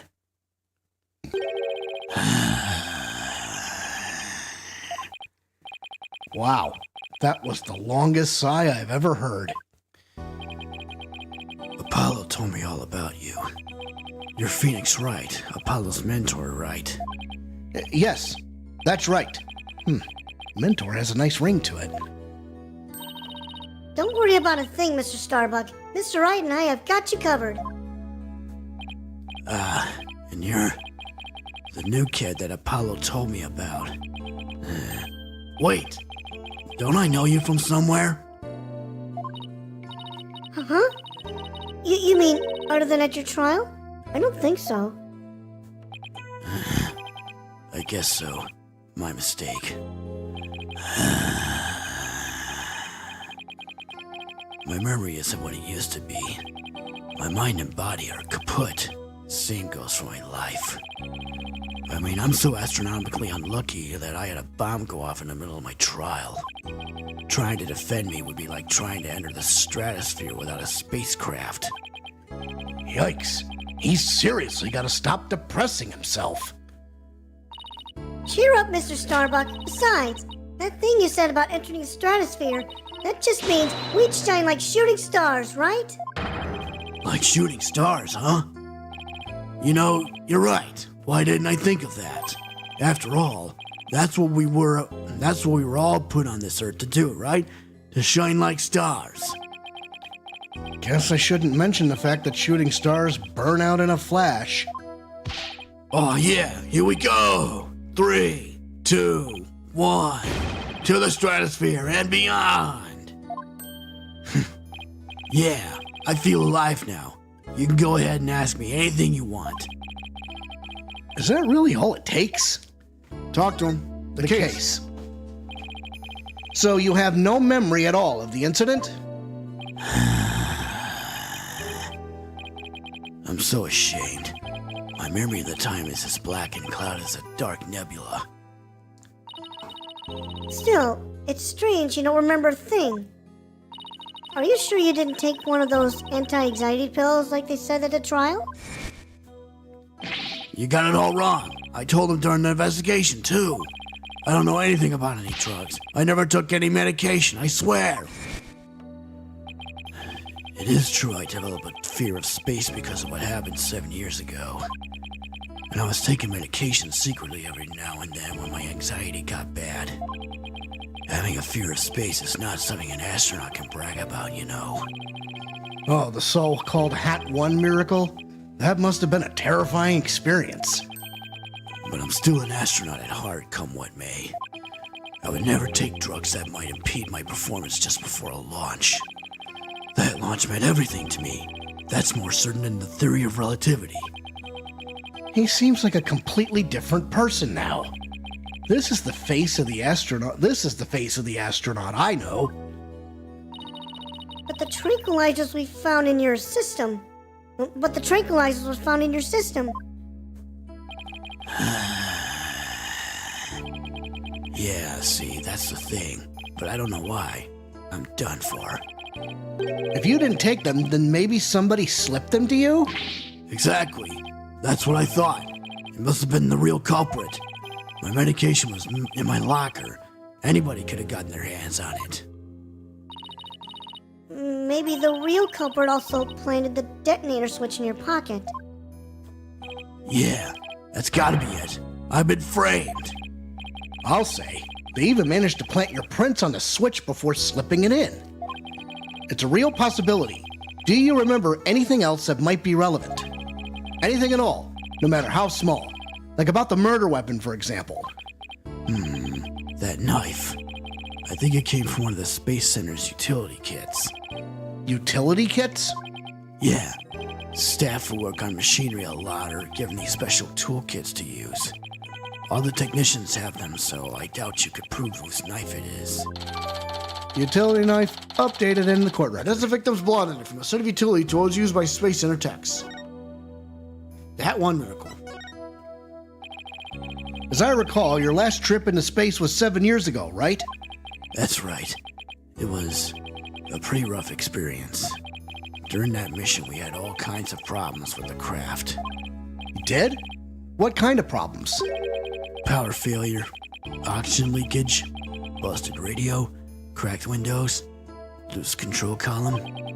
The heat shield came off as we were entering the atmosphere.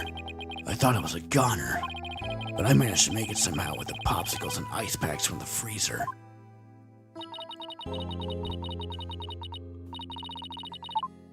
Check. No wonder they dubbed in the Hat One miracle. It's a miracle you made it back. Space is a boundless place. That's why it continues to capture people's imaginations. But the vastness of space shows us how insignificant we are in the scheme of things. The darkness just goes on forever, and ever, and ever, without end. There was nobody else there. Nobody was gonna come save me. I was all alone. All alone, with nothing to listen to but the sound of my own breathing and heartbeat. I kept scrambling to make repairs, but I couldn't keep my hands from shaking.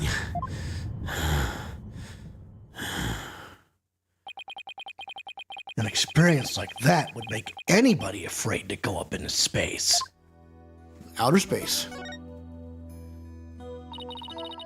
With the experience you had, weren't you dreading this mission? What? No way. Of course not. Even now, I want to go up into space so bad I can barely stand it. I want to shake off the Earth's gravity at escape velocity and spin around weightless. But you have to admit, it was pretty harrowing. Weren't you even a tiny bit afraid? I was afraid. Of course I was. Still am. But space is a man's final frontier, an unknown world. The cosmic truth is out there waiting for us somewhere. Cue the X-Files. The cosmic truth, huh? I guess there are people looking for the truth in every walk of life. No matter how afraid I am, I'm sure I can manage. If I give in to my fear, I'll never find the truth. As long as I don't give up, I can keep up the fight.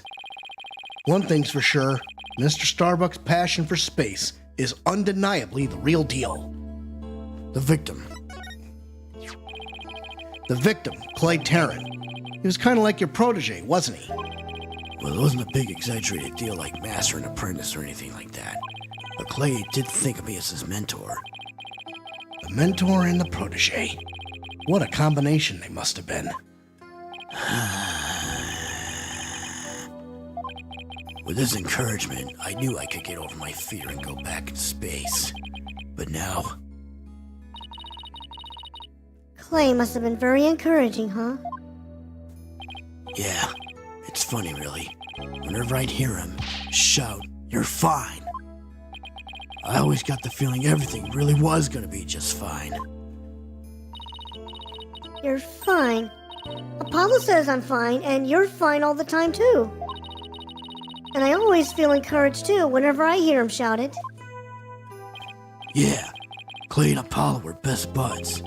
They used to come visit the Space Center a lot, ever since they were high school kids. One day out of the blue, Clay even told me he wanted to be my protege. Those two hung around the Space Center so much, they were like a part of the staff. One time during ZOG training, I started to panic a little bit, and the two of them turned shouting, "You're fine," over the radio. It was a simple thing, but it was exactly what I needed to hear. So I'm fine and you're fine were like Apollo and Clay's secret phrases, huh? I wish I could ask Apollo more about Clay and their relationship now. Speaking of Clay, how do you suppose he climbed down the ladder with you over his shoulder?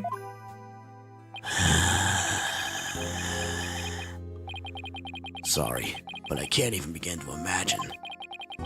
But he actually did climb down that ladder, so a way has to exist. From the freedom of space to the walls of a cell.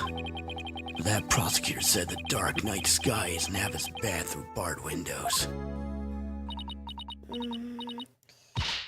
You're fine! Solomon Starbuck is fine. Everything's going to be alright. Huh? And Athena Sykes is fine. Come on, Mr. Wright, you too. Do I really have to? Phoenix Wright is fine. I can't hear you! Phoenix Wright is fine. We'll get you back into space yet, Mr. Starbuck.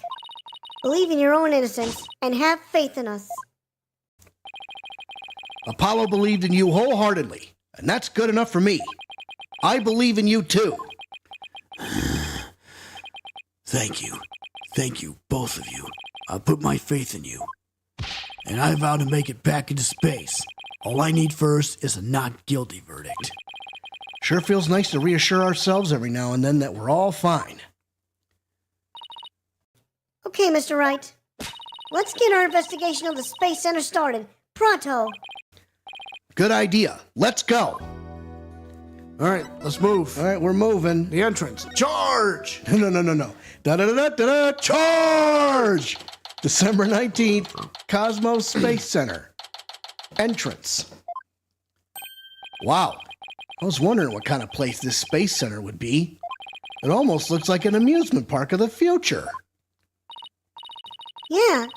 Did you know they even let the public see the rockets up close? Oh, so check it out. Look at how brightly the Gaiaxa logo shines in the sunlight above the entranceway. I really dig the stars and rocket motifs it's got going. Gaiaxa, huh? Isn't that the new name of the Federal Space R&D program? Keep that in mind. Yeah, but why the strange acronym? I mean, what is Gaia supposed to stand for? Galaxy? If that were it, then the whole thing would be something like Galaxy Exploration Agency. Which, if you ask me, I'd have abbreviated to GAXA, or even Gaia. I guess so. Oh, I know. Maybe the person who came up with the name just really likes the letter Y. This exchange is beginning to feel oddly like deja vu. Anyway, this place is more than just a research facility. It's also a tourist attraction. Tourist attraction? Don't make me laugh. It's a monument to the human race. Galactic Scooter, full speed ahead. What the hell? This dude.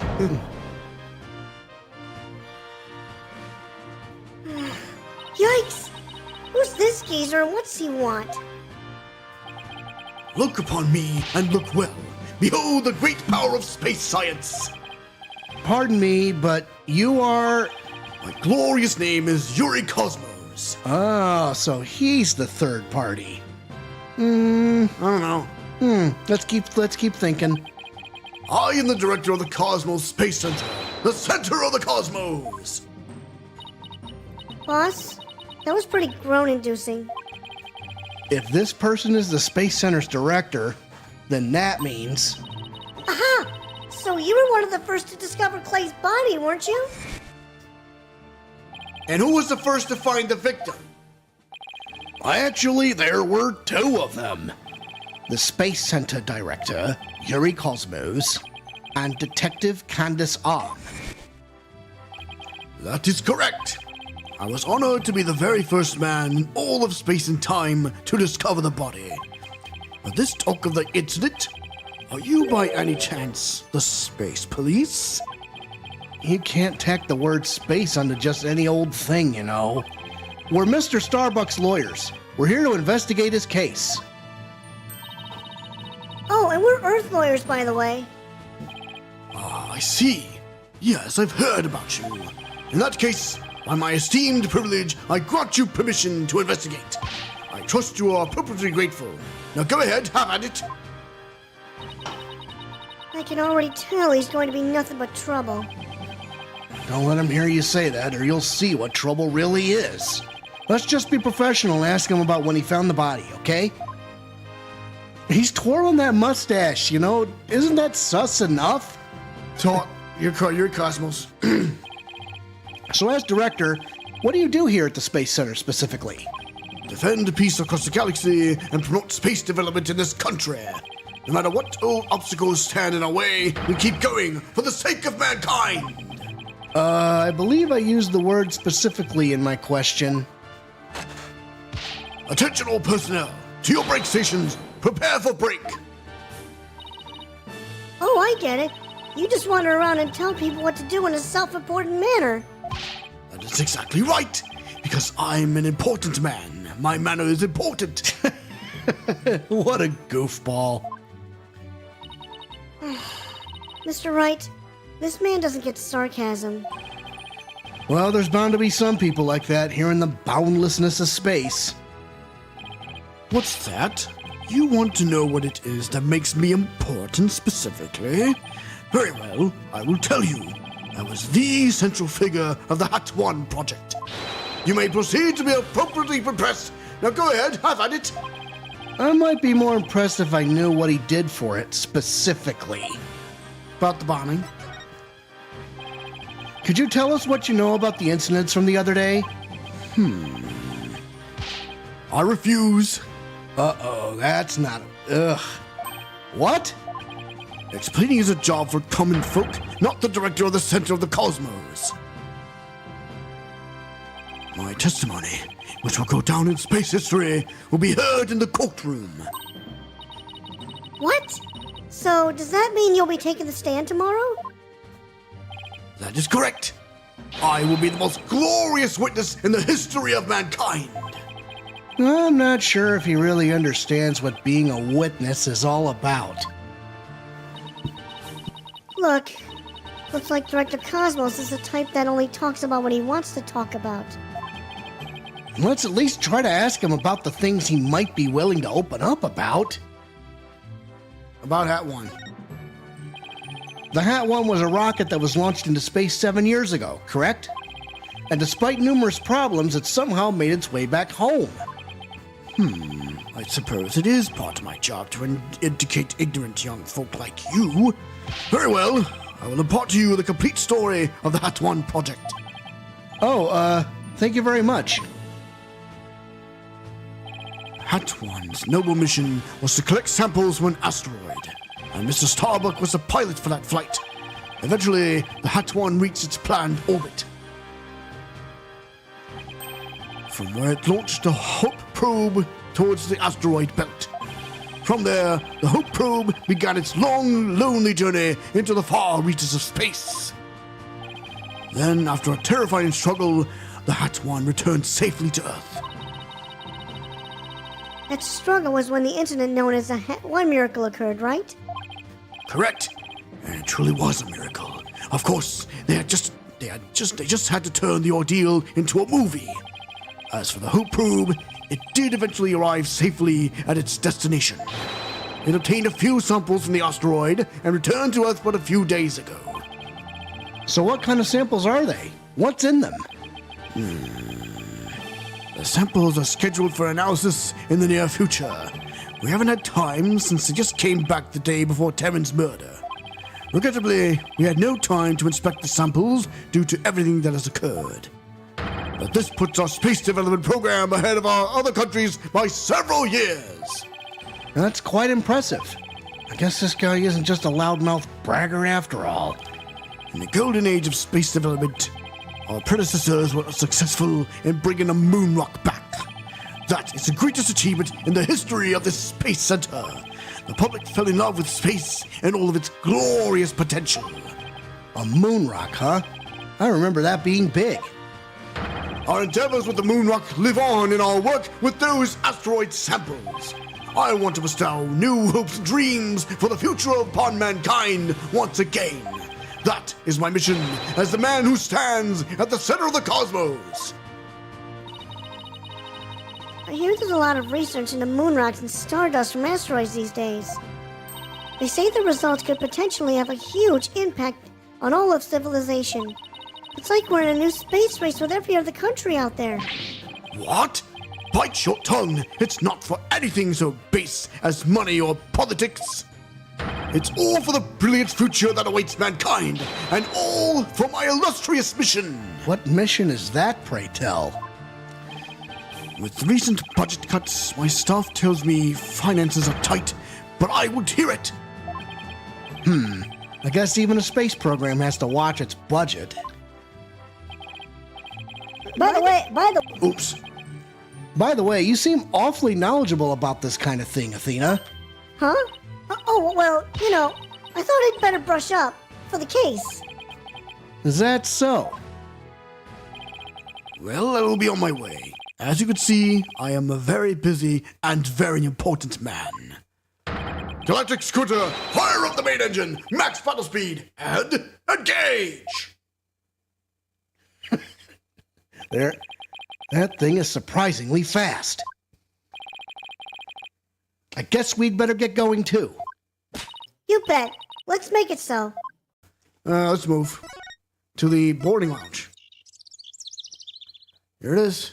It's December 19th. Cosmos. Do you see that shrapnel over there? Where? I mean, It's shiny. I mean, See that? unless it's lodged in the. Yeah, I see it. Cosmos Space Center, boarding lounge. So this is where Mr. Terran was murdered. Yeah, this is the lounge. Let's see that diagram the police made again. Right now, we're in the main building, here on the right side, on the 3rd floor. Clay and Mr. Starbuck fled here from Launchpad 1 after the explosion. You there!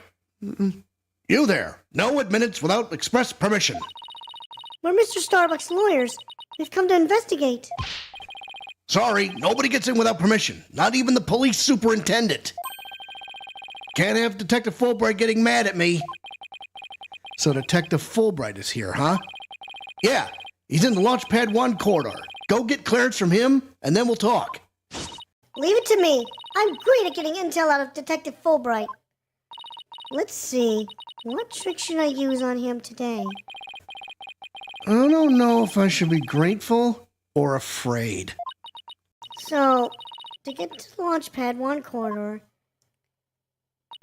we just have to go through that door with a blue rocket on it, I think. Wait, that door. It looks awfully familiar. Good eye there, boss. This is the door Clay and Mr. Starbuck used during their escape from the launch pad. Ah, that explains it. The fingerprint system has been deactivated, so I think we can just pass through. Now come on, let's go. All right, let's move to the Launchpad 1 corridor. Yep, makes sense to me. What the heck is that little guy doing there? December 19th, Cosmos Space Center, Launchpad 1 corridor. So this is it, huh? This is the corridor the two of them used in their escape. Yep, this is the only thing connecting Launchpad 1 with the main building. I see police tape down at the other end. Guess we won't be looking at the launch pad. Now look at the number on the floor over there. Do you see that? Yeah, number 1. Now check the security footage. All right. See the number behind the two men? It's the number 2. Think about that first. Just keep that in mind. That's all I gotta say. Hey guys, gonna have to head out. Have a good week. Yep. You too, Maddie. Thanks for sticking around. Well, I mean, it just makes sense. I mean, you know, the number 2's right next to the door, and we're just a little bit in. Okay, whatever. I see police tape. I see police tape down at the other end. Guess we won't be looking at the launch pad. After the explosion, this whole corridor must have been filled with smoke. And the launch pad itself was probably a sea of flames. Must have been pretty scary for them. Now where could Detective Fulbright be? Hey, I think that's him over there. What should I do? Which path is the path of justice? He seems to be lost. That's funny. This corridor is a straight shot. Huh? Ah, it's you lawyer people. Welcome to the Space Center. Enjoying a relaxing day off, are you? Here for a little rocket sightseeing? We're here to investigate the scene, same as you. Do you have any info to share? Boss, if he acts all reluctant to give us information, we hit him with the whatever shall we do act. I'm sure he'll fall for it. Got it? Are we trying to catch the unruly family dog here or something? Info on the case, huh? All right, I'll gladly share some with you. Huh? What just happened? Detectives and lawyers seeking truth and justice side by side. I like it. Just take whatever you want from me, you info bandits. I'm in a generous mood today. I don't know. There's something weird about Detective Fulbright today. Well, we need information, so let's run with it. If you say so. All right, talk to him. Crime scene. Detective Fulbright, could you give us permission to investigate the crime scene? There's an officer on guard and we can't get in. Oh, whatever shall we do? That's an easy one. I'll let them know over there to let you in. Investigate to your heart's content. Take a week if you need it. A month even. Shall I have some snacks delivered? One of my men gives a mean neck rub. No. That's okay. But thanks. Definitely not the Fulbright I know. Check. Detective Fulbright is actually acting sickeningly sweet. It's kind of gross, actually. Do you think he hit his head or something? Who knows? Whatever the case, it's making our lives way easier. Yeah, something is off. What happened exactly? You were here at the Space Center at the time of the incidents, weren't you, Detective? Well, that's right. I was here on a security assignment. The police are required to secure rocket launches now. I didn't know that. Yes. Well, you know us, to serve and protect. The explosions occurred while I was here on duty, so I started leading the evacuation. He's leaving out a lot of details, but okay. Could you tell us more about what happened? Of course. A bomb went off on the second floor of the main building. Right after that, the one over in Launch Pad 1 also blew sky high. So I immediately instructed the visitors and the employees to evacuate to the shelter. The shelter? That's right, there's an evacuation shelter in the basement of the Space Center. It's there for accidents and emergencies and the like. So, where were you when the first bomb went off? I was on duty on the 4th floor. It was quite the madhouse, I tell you. The elevator wasn't working on account of the explosion, and the stairs on the 2nd floor were destroyed, so we couldn't go that way. Then wasn't it impossible to get down to the basement shelter? No, we lowered an emergency ladder from a 4th floor window and escaped that way. It was a folding ladder, so it wasn't very stable, but at least it reached the ground. After I secured the ladder, I left to take another look around for any other survivors. Once everyone else got out safely, I made my way down too and headed to the shelter. Wow, what an ordeal. But climbing down an emergency ladder kind of sounds fun. Thank you for your answers, Detective. They were very helpful. Just a moment. I have some more information to share with you. But don't tell Prosecutor Blackquill, okay? Wow, And Prosecutor Blackquill usually has you on a short leash, too. Well, never mind that. I thought you should know that there was a witness. The witness. Oh, a witness, huh? Could you tell us more about this witness? Sure thing. The witness was a Spice Center employee who was on the 4th floor. While she was climbing down, she looked through a window into the 3rd floor lounge. So, she was looking into the crime scene from the outside? That's right. It was just a matter of chance that she saw something important. Not that I know what she saw exactly yet, though. You don't? But that's the most important thing of all. Oh, I wonder if he's trying to finger her for the crime. I don't know about But no, that. they're trying to get Starbucks, so never mind. But still, that is kind of weird. Don't you worry. I'll get around to interviewing her soon enough. She should still be somewhere here in the Space Center. You might even run into her. A 4th floor employee, huh? All right. Thanks for the info, Detective Fulbright. Gee, you sure are being cooperative, Detective. A little too cooperative, even. Yes, well, actually, Something you can't talk about? Yeah, something like that. Anyway, never mind. Don't worry about me. Well, I'll be on my way now. What was that all about? Something is definitely going on. I'm going to get it out of him the next time I see him. Okay. I'm not sure I'll talk about it, though. Well, we have permission to investigate now. Let's head back to the boarding lounge. Right. All right, we're moving back to the boarding lounge. We'll try to wrap this up as quickly as possible. December 19th, Cosmos Space Center. Boarding lounge. Ah, you two. Detective Fulbright has granted you permission to investigate. He also said I should bring you some snacks or give you a neck rub too if you'd like.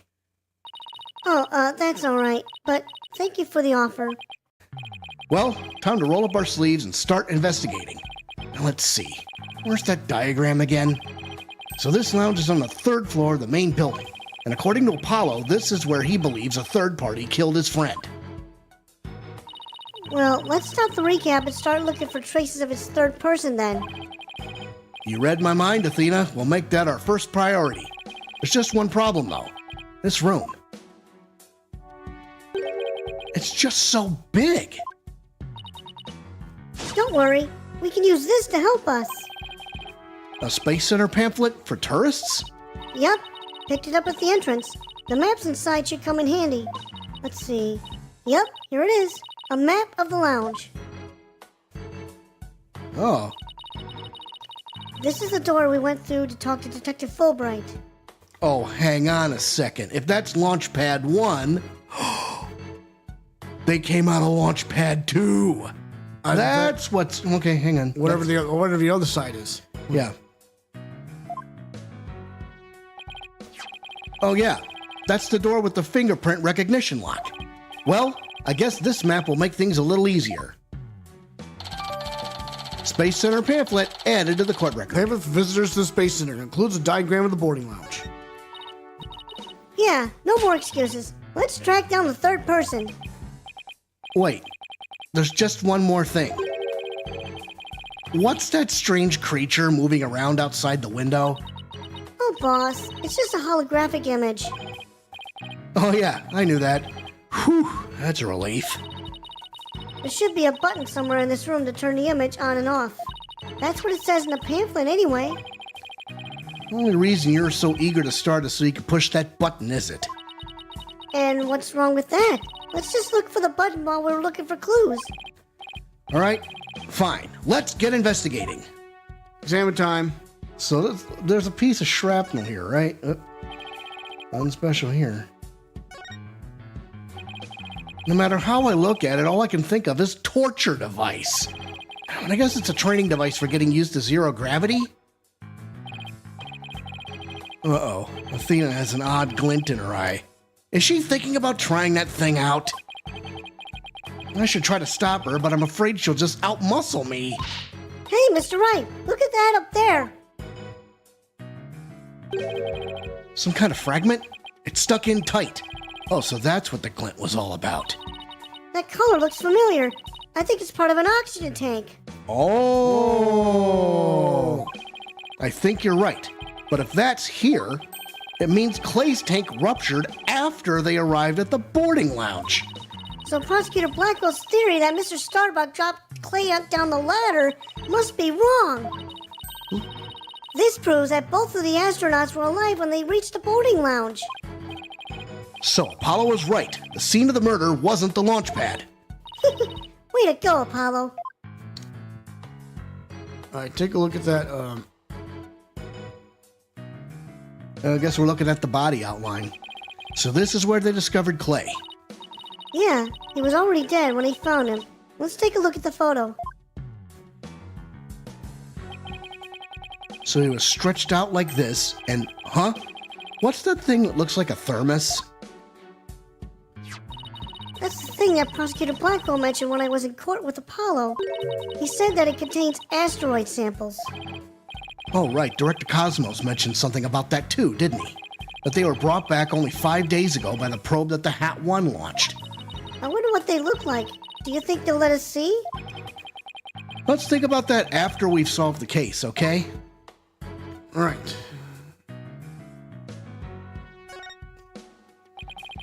So it looks like there are 3 doors that lead in and out of this room.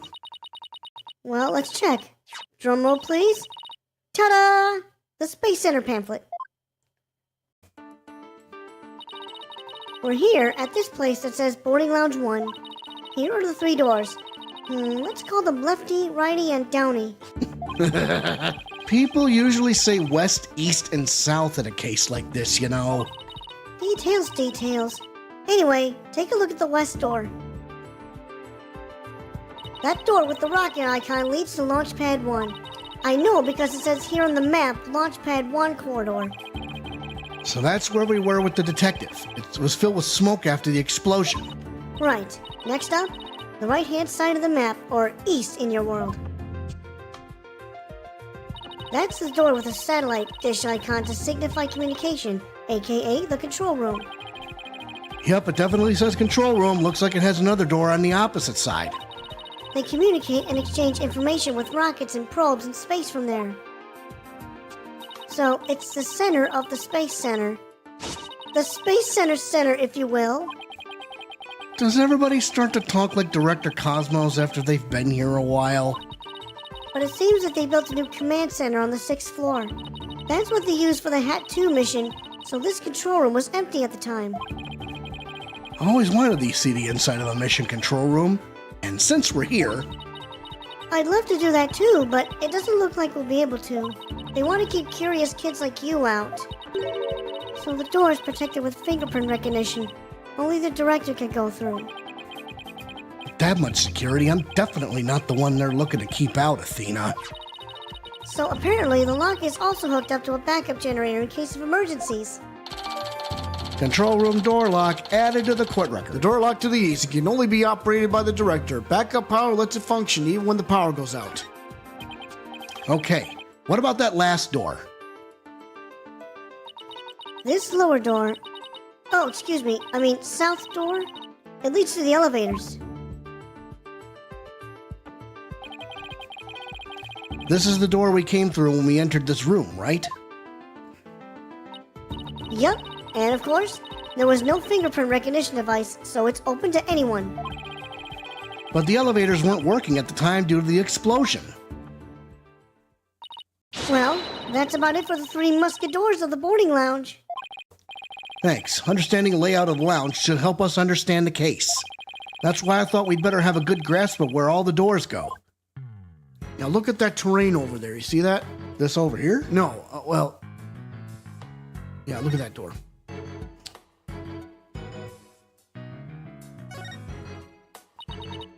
Let's see. The door is... Where's that pamphlet? Here we are. It's the door to the corridor that leads to Launch Pad 1. We went through it earlier when we went to talk to Detective Fulbright. So I guess the security lock must be disengaged now, right?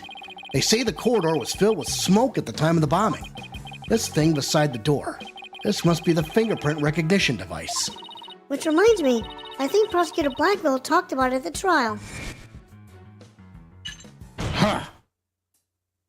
The notion of a third party in Launchpad 1 is utterly absurd. Just to enter the area from the lounge, one must pass through a door guarded by a fingerprint recognition device. And allow me to state up front that there are precious few with the clearance to do so. Now, does this mean that the bomber's prints were verified by the system? But the number of authorized personnel was supposed to be really small. Voila! Fingerprint powder. I brought it just in case something like this came up. I found it at the office. I've been just itching for a chance to use it. Wow, way to think ahead. Now let's dust the fingerprint recognition device and see what we can find. You got it. Now to sprinkle some here and a little over there and...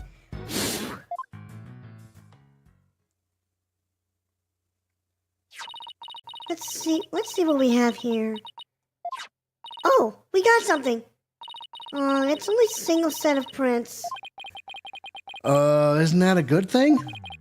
Sure wish we could figure out whose prints these are. Although I doubt we'll be so lucky as to get the culprit's prints on the first try. Well, I'm willing to bet that Detective Fulbright has some fingerprint data. Right, and there's the security footage of this door too. Yes, here it is. It came up in court the other day. I wish we could see the part of the footage just after this bit. Oh, because that would be right before the murder, wouldn't it? Let's ask the detective. With the mood he's in, he'll probably show it to us right away. Yeah, he's in almost too good of a mood today. Let's go see if we can find him again once we're done with this room. Yeah, he ain't done with this room yet, Jack. All right, well, okay. Well, where else should I look? See that button over there? This one here. Yeah. There's some kind of panel with 2 buttons on it here. Just push it. That's the invariable principle of buttons. There are such things as buttons left unpushed.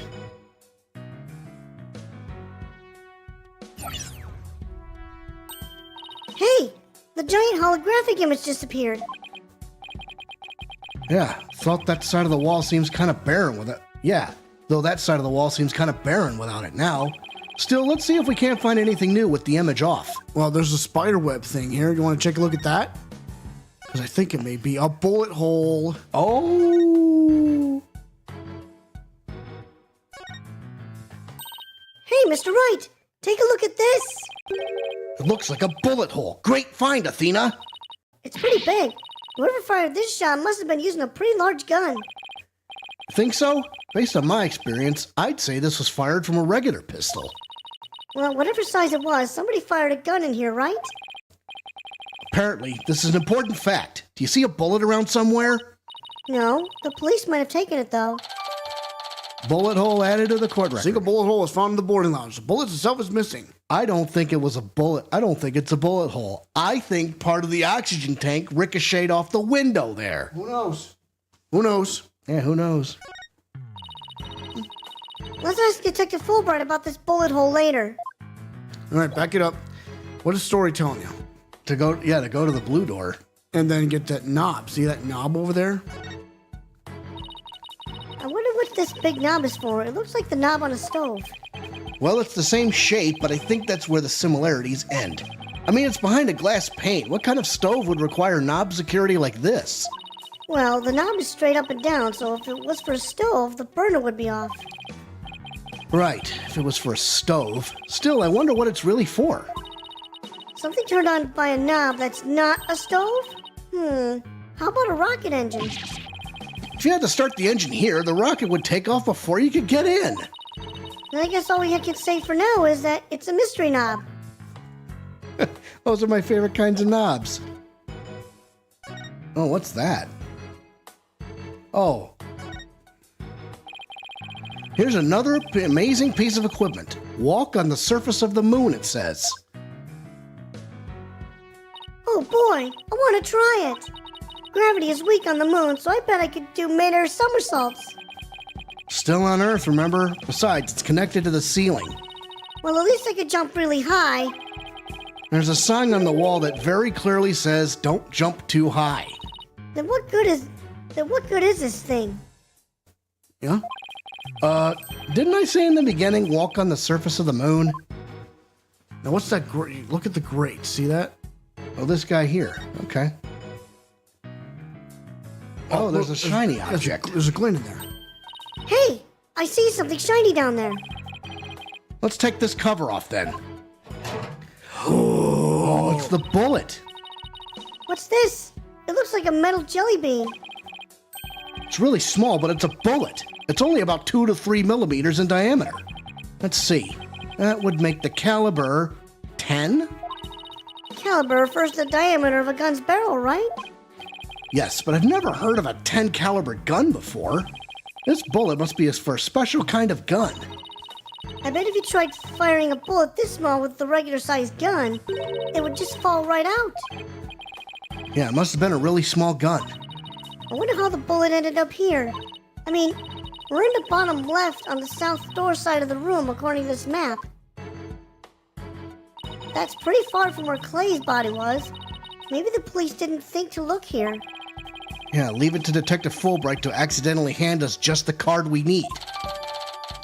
Bullet added to the cord records. Delivered at a gutter that runs along the south wall of the boarding lounge. It was fired from a 10 caliber handgun. Okay, Oh, what else is the story telling you? all right, what else? The chute. What's this? A trap door? It's a trash chute. The cleaning robots throw the garbage out from here. The robots do the cleaning? What a futuristic world we live in. I just hope they don't revolt like they do in science fiction movies. No way. All the robots here are very nice. Actually, wasn't there one in the Launchpad 1 corridor? We can go say hi to it if you want. That's a girl voice. Welcome to the Space Center, guests. Welcome. Yikes! What in the world? My name is Ponko. Ponco. Ponko. Are you sightseeing? Are you lost? Are you looking around? Choose one. I will guide you. It's a robot? I am not a robot. But I am Ponko. Psychological observation and navigation companion. Ponco. Ponko. Well, I'm glad we got that cleared up. Oh, Ponko! I missed you! What? What? Huh? Do you know this thing, Athena? Oh, she showed us around the last time when she showed us around the last time when I came here with Apollo. Okay. Oh, you're such a good girl, Ponko. That's a good girl. Oh, thank you. Thank you. I'm so happy. So very happy. Wow, guide robot. That's pretty cool. My name is Phoenix Wright. Nice to meet you. I don't know you. I don't know you. Huh? Ouch, that hurt. Oh, she has to register people she meets for the first time. Please register him, Ponko. Certainly. Commencing guest registration. Please tell me your name. A nickname is fine too. His name is Phoenix. A bit overly familiar, but I'll allow it. Phoenix, please let me get a good look at your face. Oh, sure. Registering. Facial registration sequence complete. We are now officially friends. Nice to meet you, Phoenix. This robot is pretty cute. You made a friend, boss. Isn't it great? Phoenix, Athena, allow me to guide you. Right this way. Oh, goody. Let's go, boss. Go where? Probably the Space Museum. Oh, there it is. December 19th, Cosmos Space Center, Space Museum. Oh, look at this. What is that? Oh, wow. What is this place? Is that rocket real? I don't know about that. Looks like it's for show. Welcome. Welcome. The Space Museum is open to the public every day of the year from 9 a.m. to 7 p.m. Learn about the history of our nation's space development and the Hat 1 project. The rocket is just a replica, but it's the same size as the real one. The Space Museum. Oh, here it is on the map. Okay, so it's on the exact opposite side of the main building from Launch Pad 1. Space Center pamphlet updated in the court record. So it's a diagram of the boarding lines and a cross-section view of the Space Center. Ask me anything, I will explain. All right, let's talk to her. The Hat 1. This is quite the place. I can't believe we get to see a rocket this close up. This is a replica of the Hat 1 that was launched 7 years ago. It's exactly like the real Hat 1, inside and out. Sure.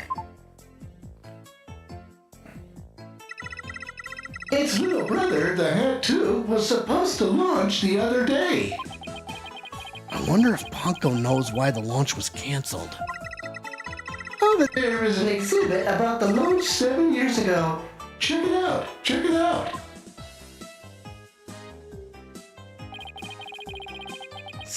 Spacesuits, photos, newspaper articles. I'd like to come here again on a day off.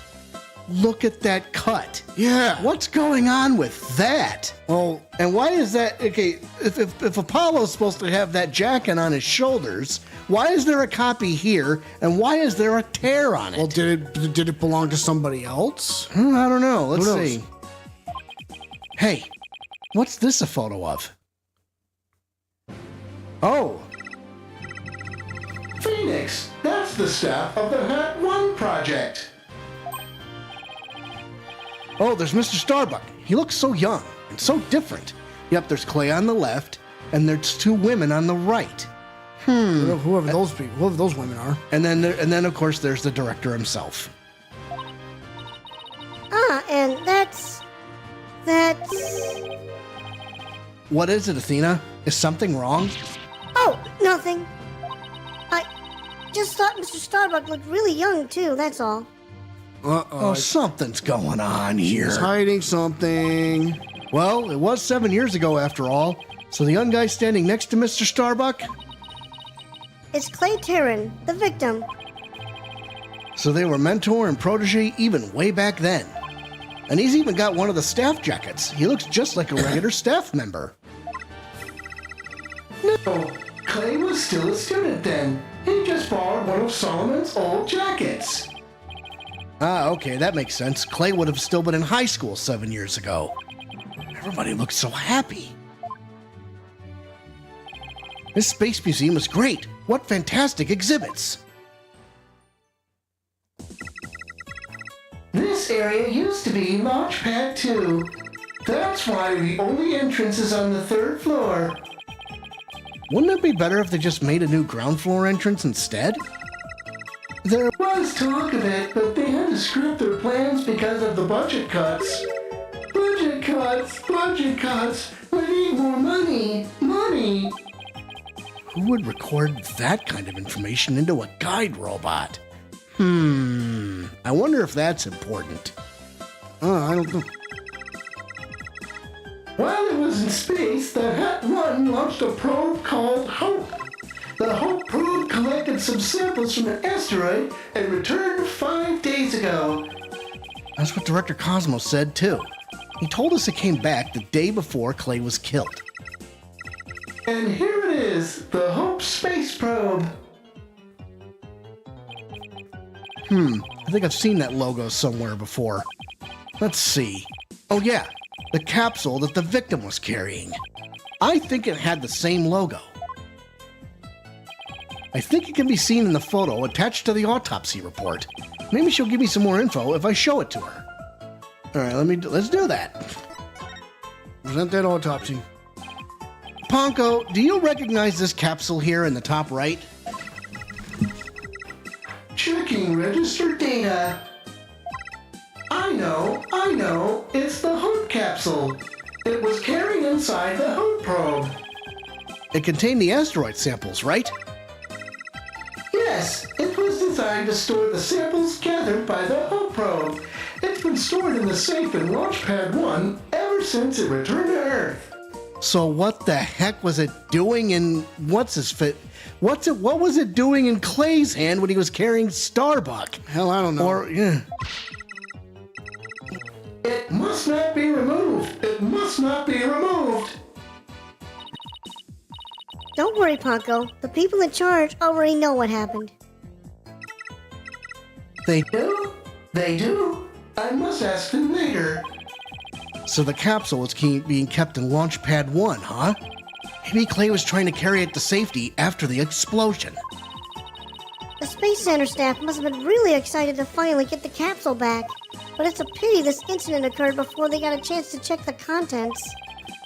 Well, the police took it as evidence, so they'll have to wait a little longer. Hope capsule added to the court record. Found in the victim's possession. It recently returned from a 7-year mission and contains asteroid samples.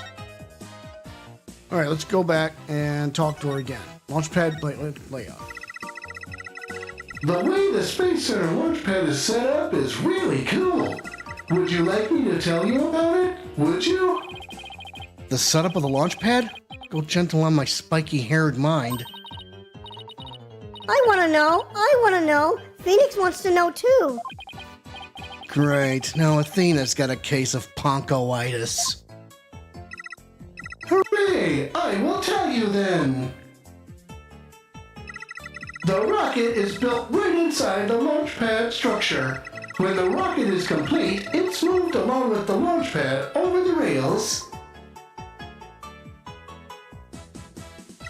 and brought into position at the launch site. Isn't it cool? Isn't it? We used to have a big budget, so that's how we could build it all. It's very cool. A grand setup that suits an important place like the Space Center.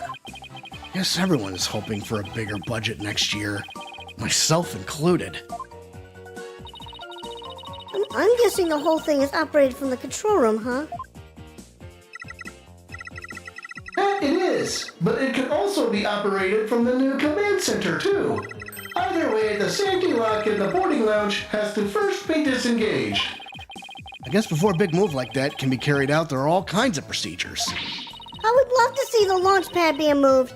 When's the next one scheduled for? Searching data. All future plans have been put on hold. Because of the bombing and the murder, I'll bet. Which is perfectly understandable. Well, when was the last time it was moved? Searching data. I'm sorry. That answer isn't in my answer database. Interesting. I guess Ponko can only answer certain questions.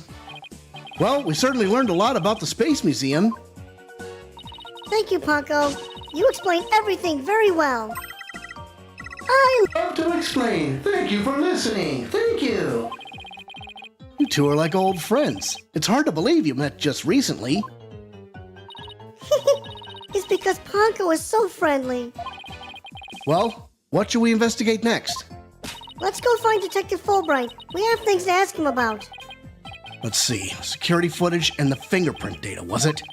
Okay, then let's go back to the Launchpad 1 corridor. Bye, Ponko. See you later.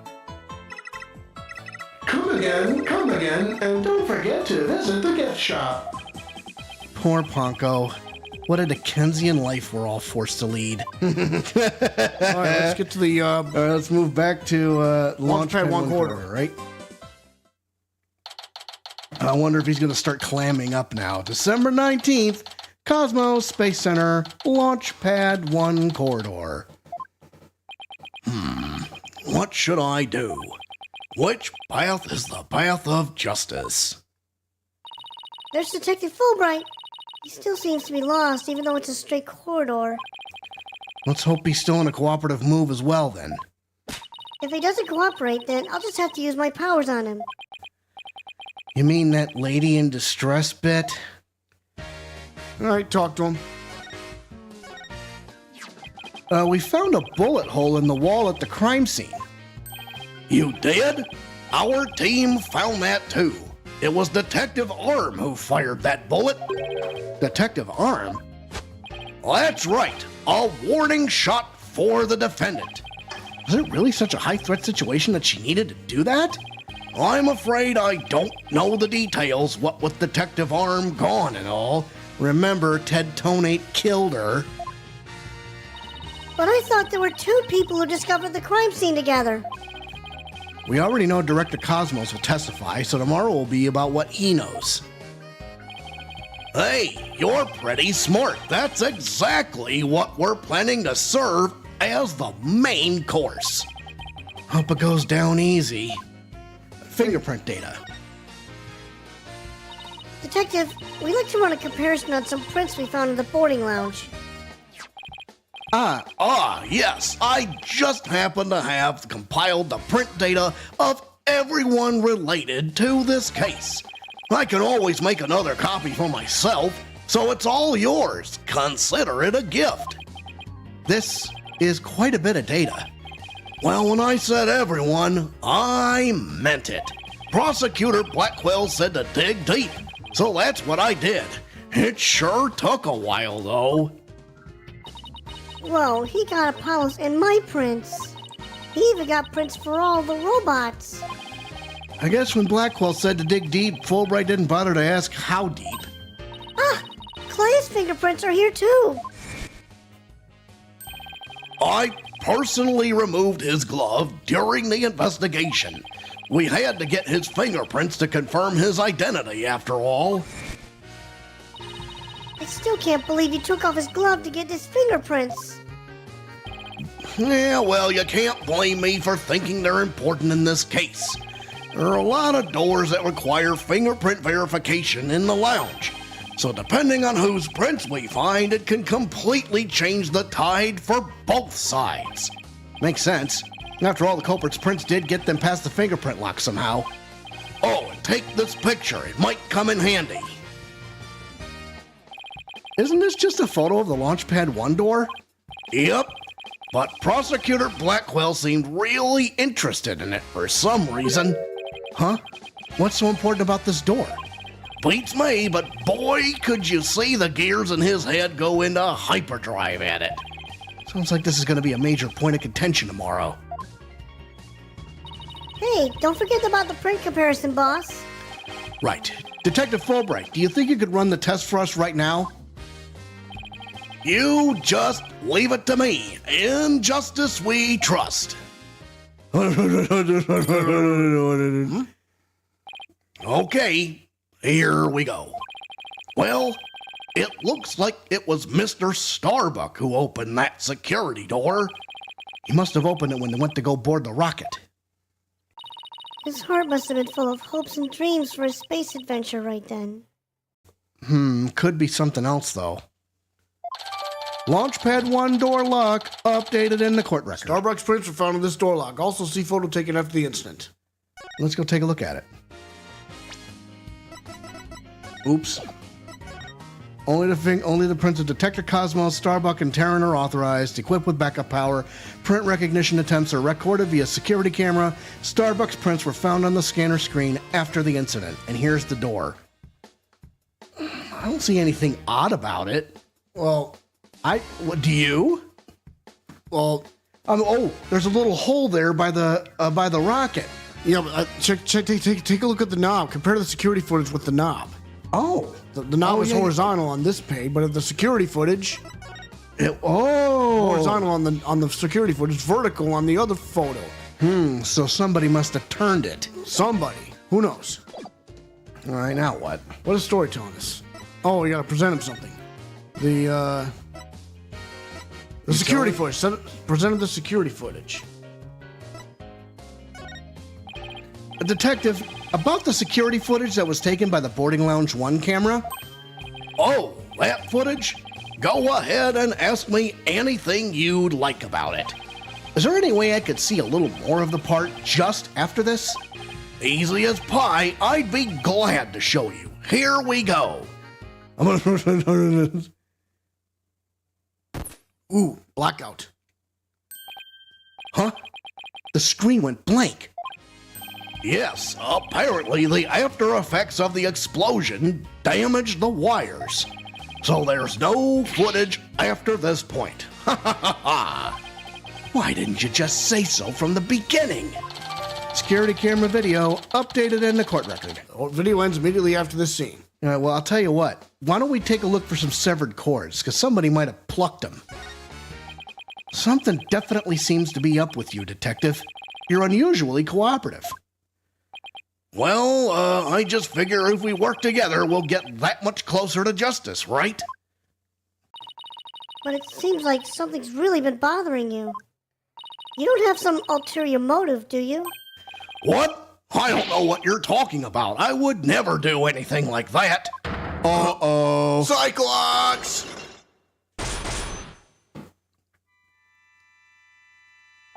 It's been a while, but those are definitely Cyclops. Did you just mouth psyched? Is there something I should be psyched about?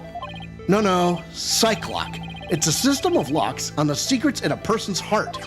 I can see when people are trying to hide those secrets by using the power of this megatama. Presenting evidence can break those locks and reveal any secrets they're hiding. Oh, Mr. Wright, how much did they bilk you out of for that piece of rock? If you've been swindled, I know some lawyers I can introduce you to. I'm more than capable of representing myself, thank you very much. It isn't some kind of fraud. It really works. A friend gave it to me a long time ago. But I guess seeing is believing. Allow me to show you. Let's see what pressing the Magatama will reveal. Shall we? Well, you know what time it is. 3, 2, 1. It's morphin' time.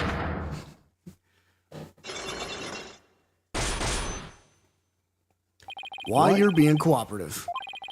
I think you're hiding something, Detective. So why don't you just tell us about it? What to do? Which path is the path of justice? Detective Fulbright is really in agony. I bet this is the issue he's so torn up over. Justice. Justice has to be. I really understand what's been bothering you, Detective. I truly do. Something happened that goes against your principles, isn't that right? No, I don't know what you're talking about. Until the explosions occurred, everything was just fine. Is that a fact? Yep. Peaceful as peaceful can be. Everyone whistling a happy tune as they did their job. You never saw a more relaxed guard detail for a routine rocket launch. Relaxed guard detail? I don't think the guard detail was as relaxed as you claim as long as this exists. The bombs went off despite tight security. Take that! Before the explosions, what was supposed to happen here was a rocket launch. And yet security was so tight they even brought in a special task force. I'd hardly describe that as a relaxed guard detail. Now hold on just one moment. The entire nation had their eyes on this extremely important rocket launch. That's why I was called in on a special security detail. As versatile as you are, I can certainly believe that that's true. But I say it's very strange that this person would be a part of that detail from the outset. And it's either Clay, Starbuck, or the director, or Detective Arm. Take that! Yep, Detective Arm. Detective Arm specialized in bomb cases. The fact that she was here on hand means that you people knew there was the possibility that a bombing would occur. You got me, Mr. Wright! Unlock successful. All right, spill the beans, Fulbright. What you can't say. All right, I concede. You win. It's just as you say. A few days before the launch, they were warned about a potential bombing, but the plan to launch went ahead in spite of the threat. But why? What were they planning to do if someone got hurt or killed? Yeah, I know. The decision to move forward wasn't exactly just, was it? How was the warning delivered? By phone, and directly to Director Cosmos. But the police department instructed everybody to keep it under wraps. That's a big thing to keep quiet about. No wonder you were so upset. And it's not only that, I've been distraught about Prosecutor Blackquill as well. Prosecutor Blackquill? Well, as his handler, I'm sure you have a lot of difficulties. That's not it. It's a question of justice. I've been wondering about why he's allowed to stand in court. The reason he's still prosecuting?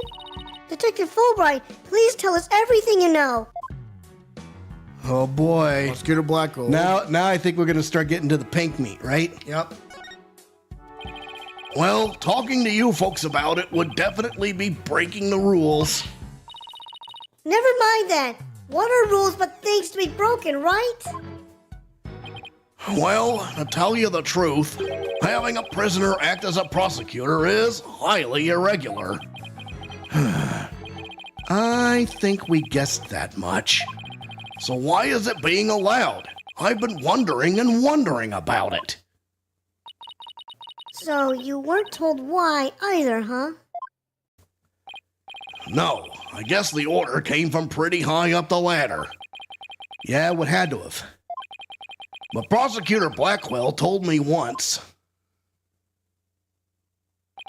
the hunt I've been on for the phantom of 7 years past continues even still. The phantom? Oh. Keep your eyes open on that. 7 years past? A phantom, huh? And not one of the friendly variety either, I gather. Haunted for 7 years. This phantom of 7 years past. Any idea who or what he was talking about? Not a clue. But he seems to think that this phantom is behind this whole incident somehow. Well, wait a minute. He thinks they may be connected to this case? Yep. This case has way too many similarities to what happened 7 years ago. For starters, that case happened right here at this very space center too. And in both incidents, a threat was issued via telephone. So that's why Prosecutor Blackquill thinks this incident is the work of the Phantom. Well, that's not the entire reason. I mean, if you want to talk about 7 years ago... That's when Prosecutor Blackquill was found guilty of murder. That messy case is what started the whole dark age of the law. So you see how this phantom and Prosecutor Blackquill's conviction might be related. Yeah, I can see why he'd think that. This incident in the phantom, not to mention Blackwell's past.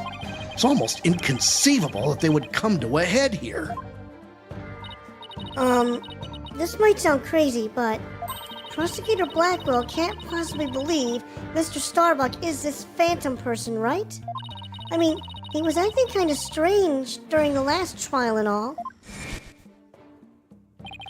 The prosecution appears to be ready as well. Silence!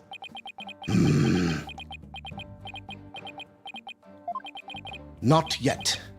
I'm not quite ready yet.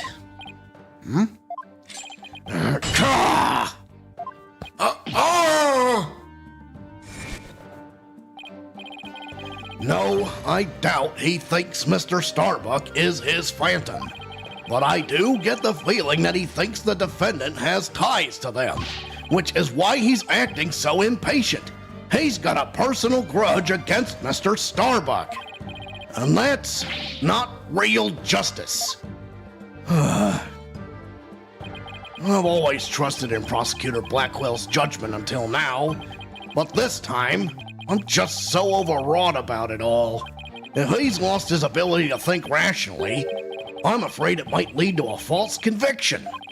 I've never seen Detective Fulbright so tormented. This must be why he's been so cooperative. Don't worry, that's exactly what we defense lawyers are working to prevent. I feel bad for Prosecutor Blackquill, but I'm going to be rooting for your team this time. Don't tell him that. You have to promise me you won't. Detective Fulbright, I guess I was wrong about you. I swore to reform Prosecutor Blackquill and make him a valued member of society again. So I can't just sit by and watch him give in to his emotions and tear the defendant apart. You are the only ones who can stop him in court. You really care and want what's best for Prosecutor Blackquill, don't you, Detective? Leave the courtroom to us. It's not like we want a guilty verdict either. I was hoping you would say that. I'm really grateful to the two of you. To show my thanks, I'll give you another bit of information. It's about the eyewitness. I saw her hanging around the Space Center entrance a little while ago.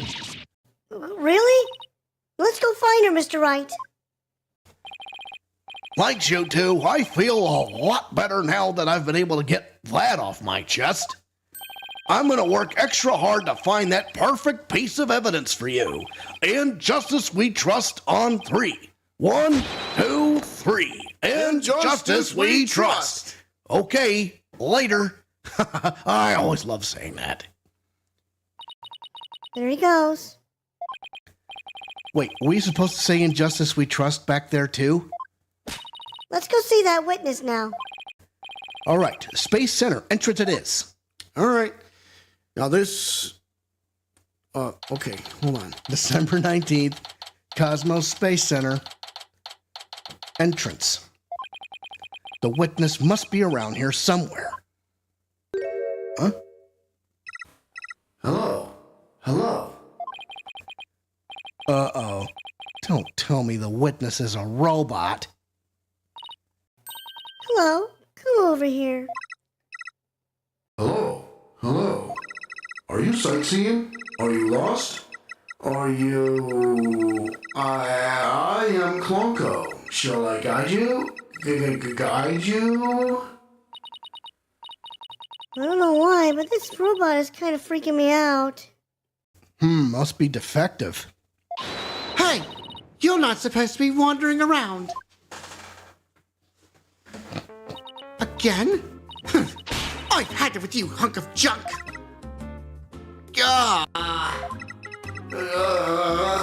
I'm outside. Am I wandering? When did that happen? Okay, welcome back, hunk of junk. You don't know how close you came.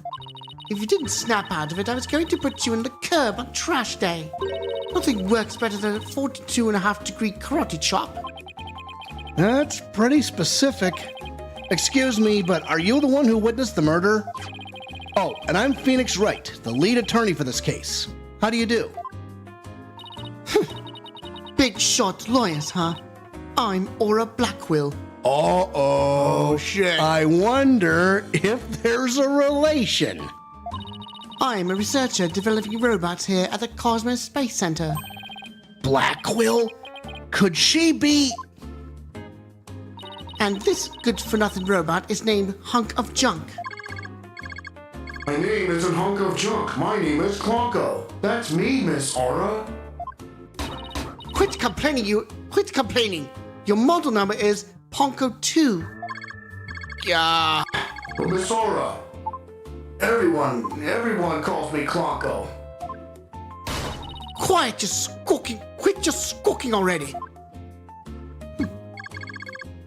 No, what are you doing? No, don't. There. I bet you won't be talking back now. Yeah, I will obey completely. Yikes. I'd better watch what wires I cross with this one. Let's talk to her. Your last name. Your last name is Blackquill. Do you have a relative in the legal profession? You are correct. Simon Blackwell, who used to be a prosecutor, is... Shut up! Only speak when I order you to speak. Simon is my little brother. You know him? Yes, we met him in court a few times. Right, Athena?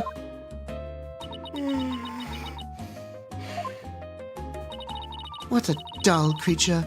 Has a switch been turned off? Athena being shy? This is new. Oh yeah. I heard he was prosecuting again, despite being a prisoner. Why doesn't he just stick to solving disputes among inmates in prison, right? Hey, what do you think, hunk of junk? Miss Aura, that hurts. I'm asking you a question. Why don't you answer me? Useless hunk of junk. Miss Aura, you told me to only speak when you ordered me to speak. I told you to never talk back to me. You're worth more as scrap. Robot abuse, hawk attacks. Blacquill family life must sure be interesting.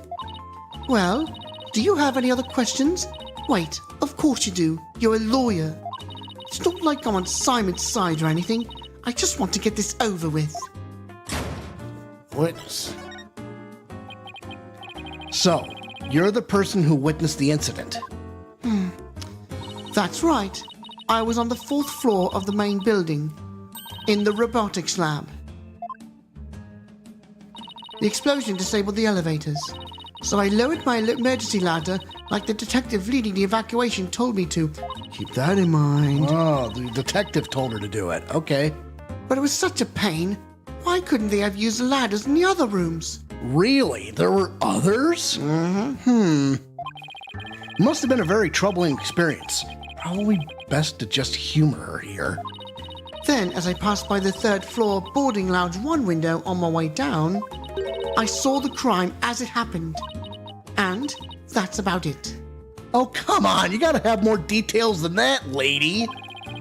So you saw the crime as it happened and that's about it? I see. Wait, what? You saw it being committed? This is no time to just nod and repeat. So you saw into the 3rd floor lounge the very scene of the crime. That's right. There's a small window on the right-hand side of the room. Ding, right there. I looked through that from the outside. The room was pitch black, but I saw a shady figure holding a lighter in their left hand and a knife in their right. Okay, so she saw the killer. That must have been the culprit. Did you see who that person was? Of course not. The power was out on that floor then, and there was only that tiny window. I see. But you did witness the moment of the murder? Yes, I saw the figure with the lighter raise their knife and... It happened at precisely 10 a.m.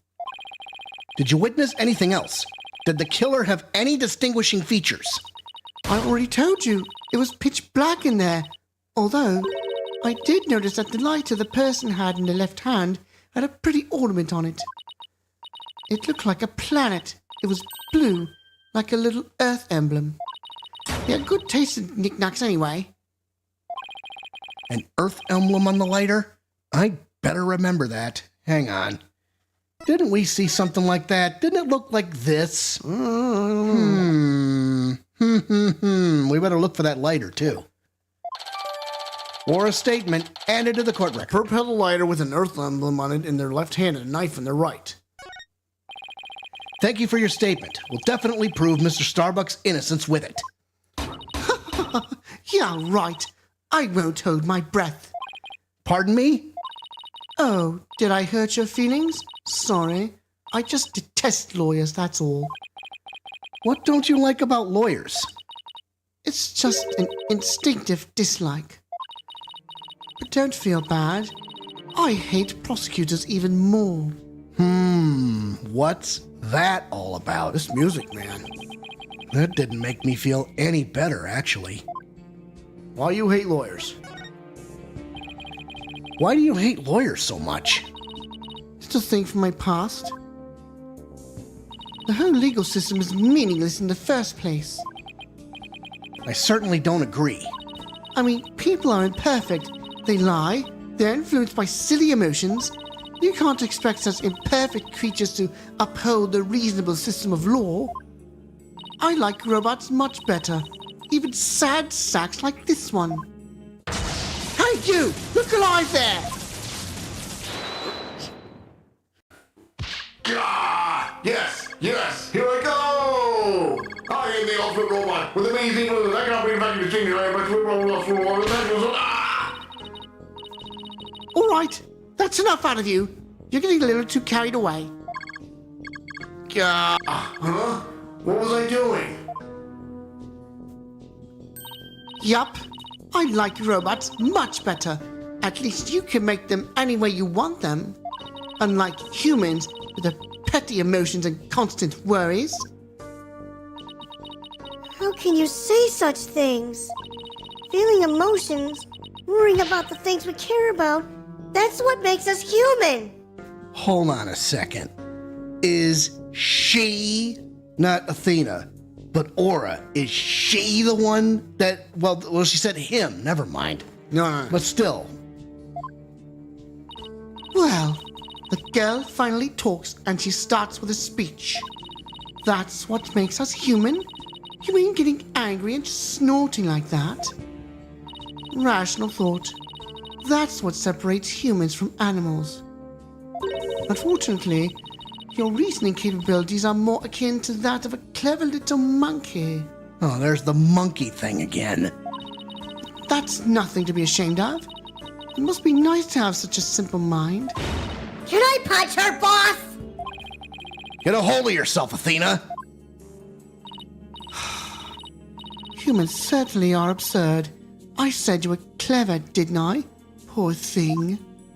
Tell me, with people like you in charge, how can I possibly trust the legal system?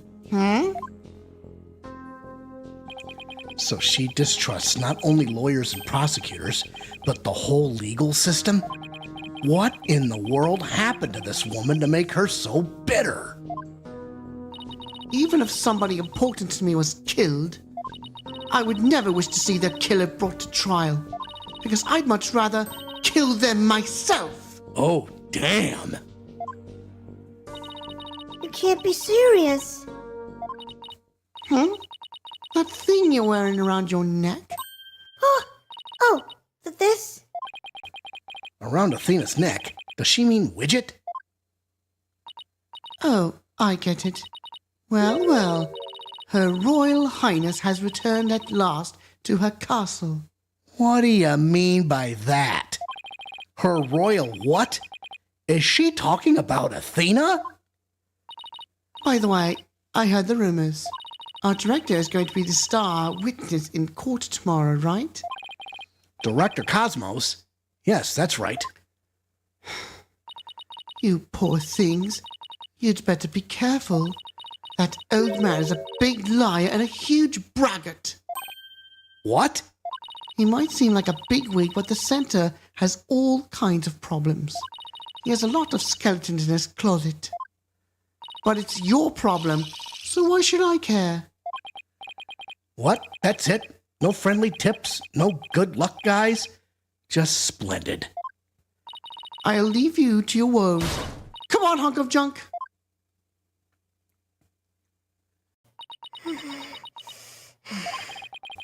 It's sad to me that she doesn't believe in our legal system anymore.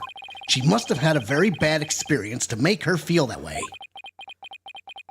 Are you all right, Athena? You seem very down. I just can't believe she said all those things! Wow, she's really upset. Has she been trying not to let it show all this time? Well, I guess it's not all that surprising. You hear about fabricated evidence and false indictments on the news all the time. You mean that whole dark age of the law nonsense? I'm so sick of hearing about that. Well, all we can do is believe in what we're doing. Yeah, you're right, boss. I agree. Maybe it's time we went back to see Mr. Starbuck. Good idea. We should tell him about the bullet in Miss Blackwell's statement.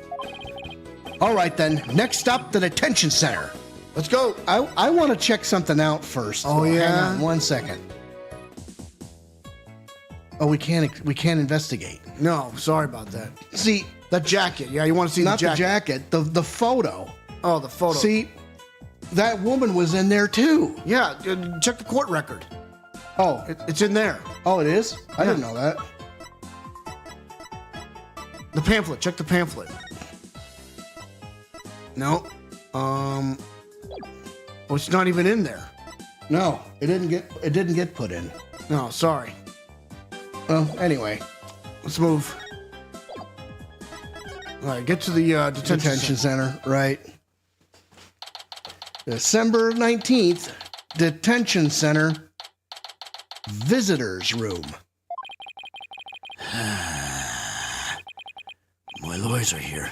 It must be bad news. Hey, not necessarily. We found a new witness. A researcher saw the moment of the murder through the lounge window during her escape. Really? So they're gonna let me go? Unfortunately, it was dark and she couldn't identify the person. I should have known.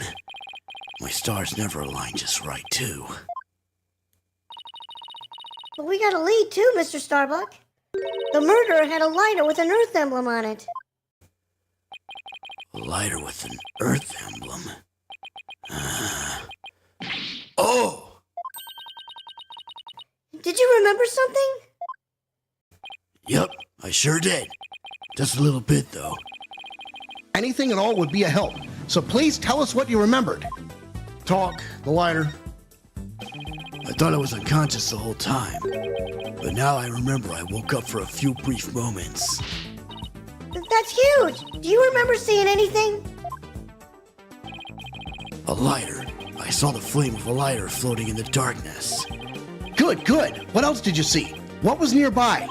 It was definitely the boarding lounge, so it must have been after Clay carried me there. In the light from the flame, I saw a dark shadow flickering. A dark shadow? That must have been the third party we've been looking for. Thank you, Mr. Starbuck. You've been more help than you know. If we could prove there was this third person at the scene and that they're the real killer, then you'll be cleared of all suspicion. The key will be whether or not we can identify this third person in court tomorrow. At least we have something to go on now, and that's a big plus. I should probably tidy the evidence up a bit before someone mistakes me for a hoarder. Irrelevant evidence, tidied up.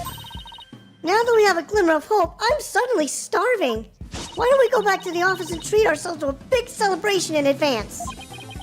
Someone who's highly empathetic, you can be surprisingly unsympathetic. All right, meanwhile, back at the Wright Anything Agency, December 19th, Wright Anything Agency. So you found your strategy for tomorrow's trial, huh? Good for you, Daddy. Well, it's one step forward anyway. Hopefully it'll give us a fighting chance in court. As long as we can find out who this third person is. Now let's get something to eat. I'm starving. My vote is for Eldoon's noodles. Oh, Apollo!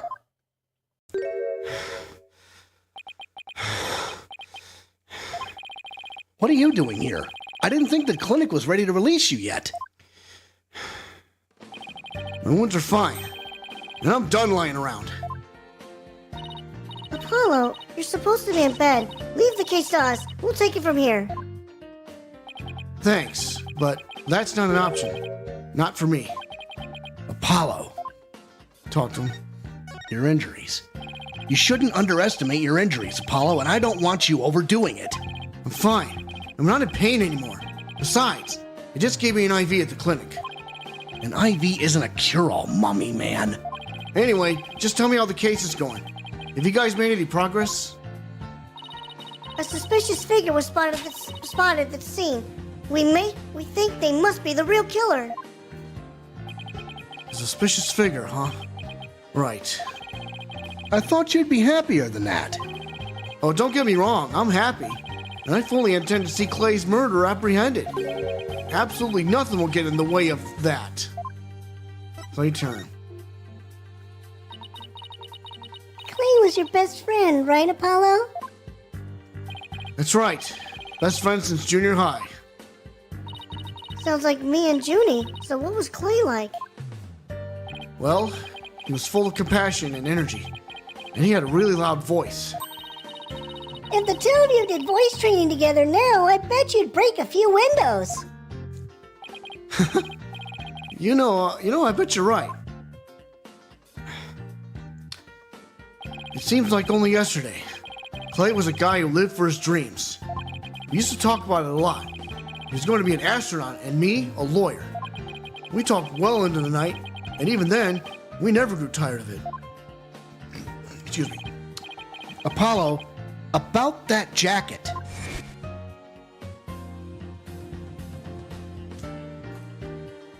Oh, it's Clay's. I knew it. It's a special jacket that was only issued to members of the Hat Project. Well, that jacket doesn't have a slash on it. Right, yeah, so whose jacket's in the window there? We'll find out soon.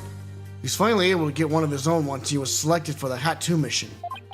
He always looked so proud wearing it. Just when his dream was finally coming true, I still can't believe it. Damn it! It's not fair! Wow. Apollo, I hope you don't try to carry the burden all alone. I guess we're both unlucky. My own debut was a disaster. I guess you're right on some level. That trial a year and a half ago wasn't exactly the smoothest of starts. That was a rough time for me. But Clay refused to let me quit. You're fine, he'd say. Don't give up. It was right during his screening exams, too. I couldn't have become a full-fledged lawyer without him. That you're fine of his is why I'm still standing here today. You're fine, huh? I'm fine. You're fine and I'm fine were like your catchphrases, weren't they? Something like that. Sure brings back memories.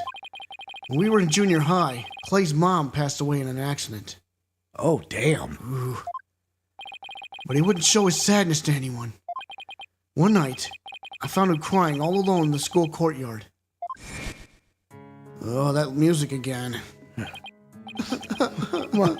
Mom! Get away, Apollo! Don't come over here!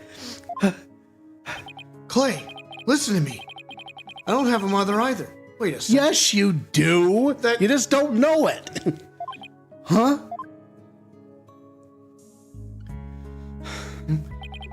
I always think everybody else is a mom. Why am I the only one?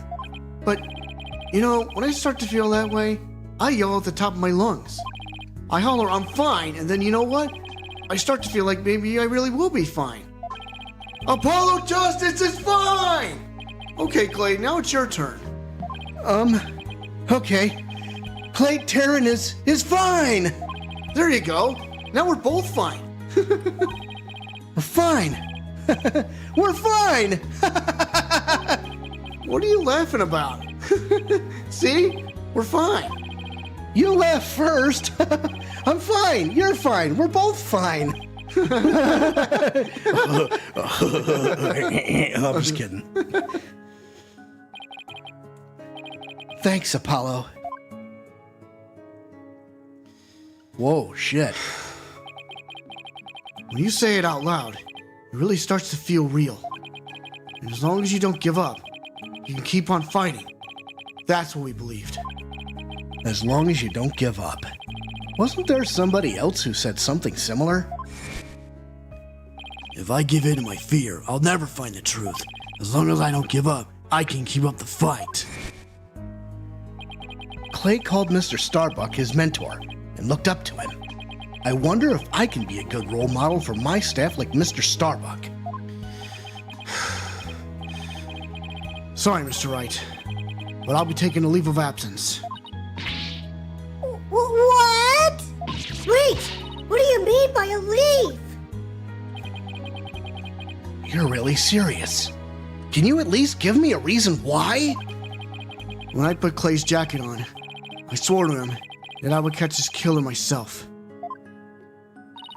But that's our goal too. I agree with Athena. We should work together to find the truth. The truth, huh? That's a noble cause. But what if the truth you seek and the truth I seek turn out to be different? I'm not sure I follow. What are you saying, Apollo? I'm gonna catch the person responsible for taking my friend's life in my own way. Oh, don't try to turn into a vigilante. And I can only say that this is something I must settle on my own. Take good care of Mr. Starbuck for me. Now I must be going. Goodbye.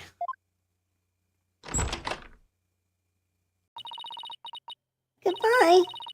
Did he just say goodbye? I sensed a lot of seething anger and hatred coming from him. And also, suspicion.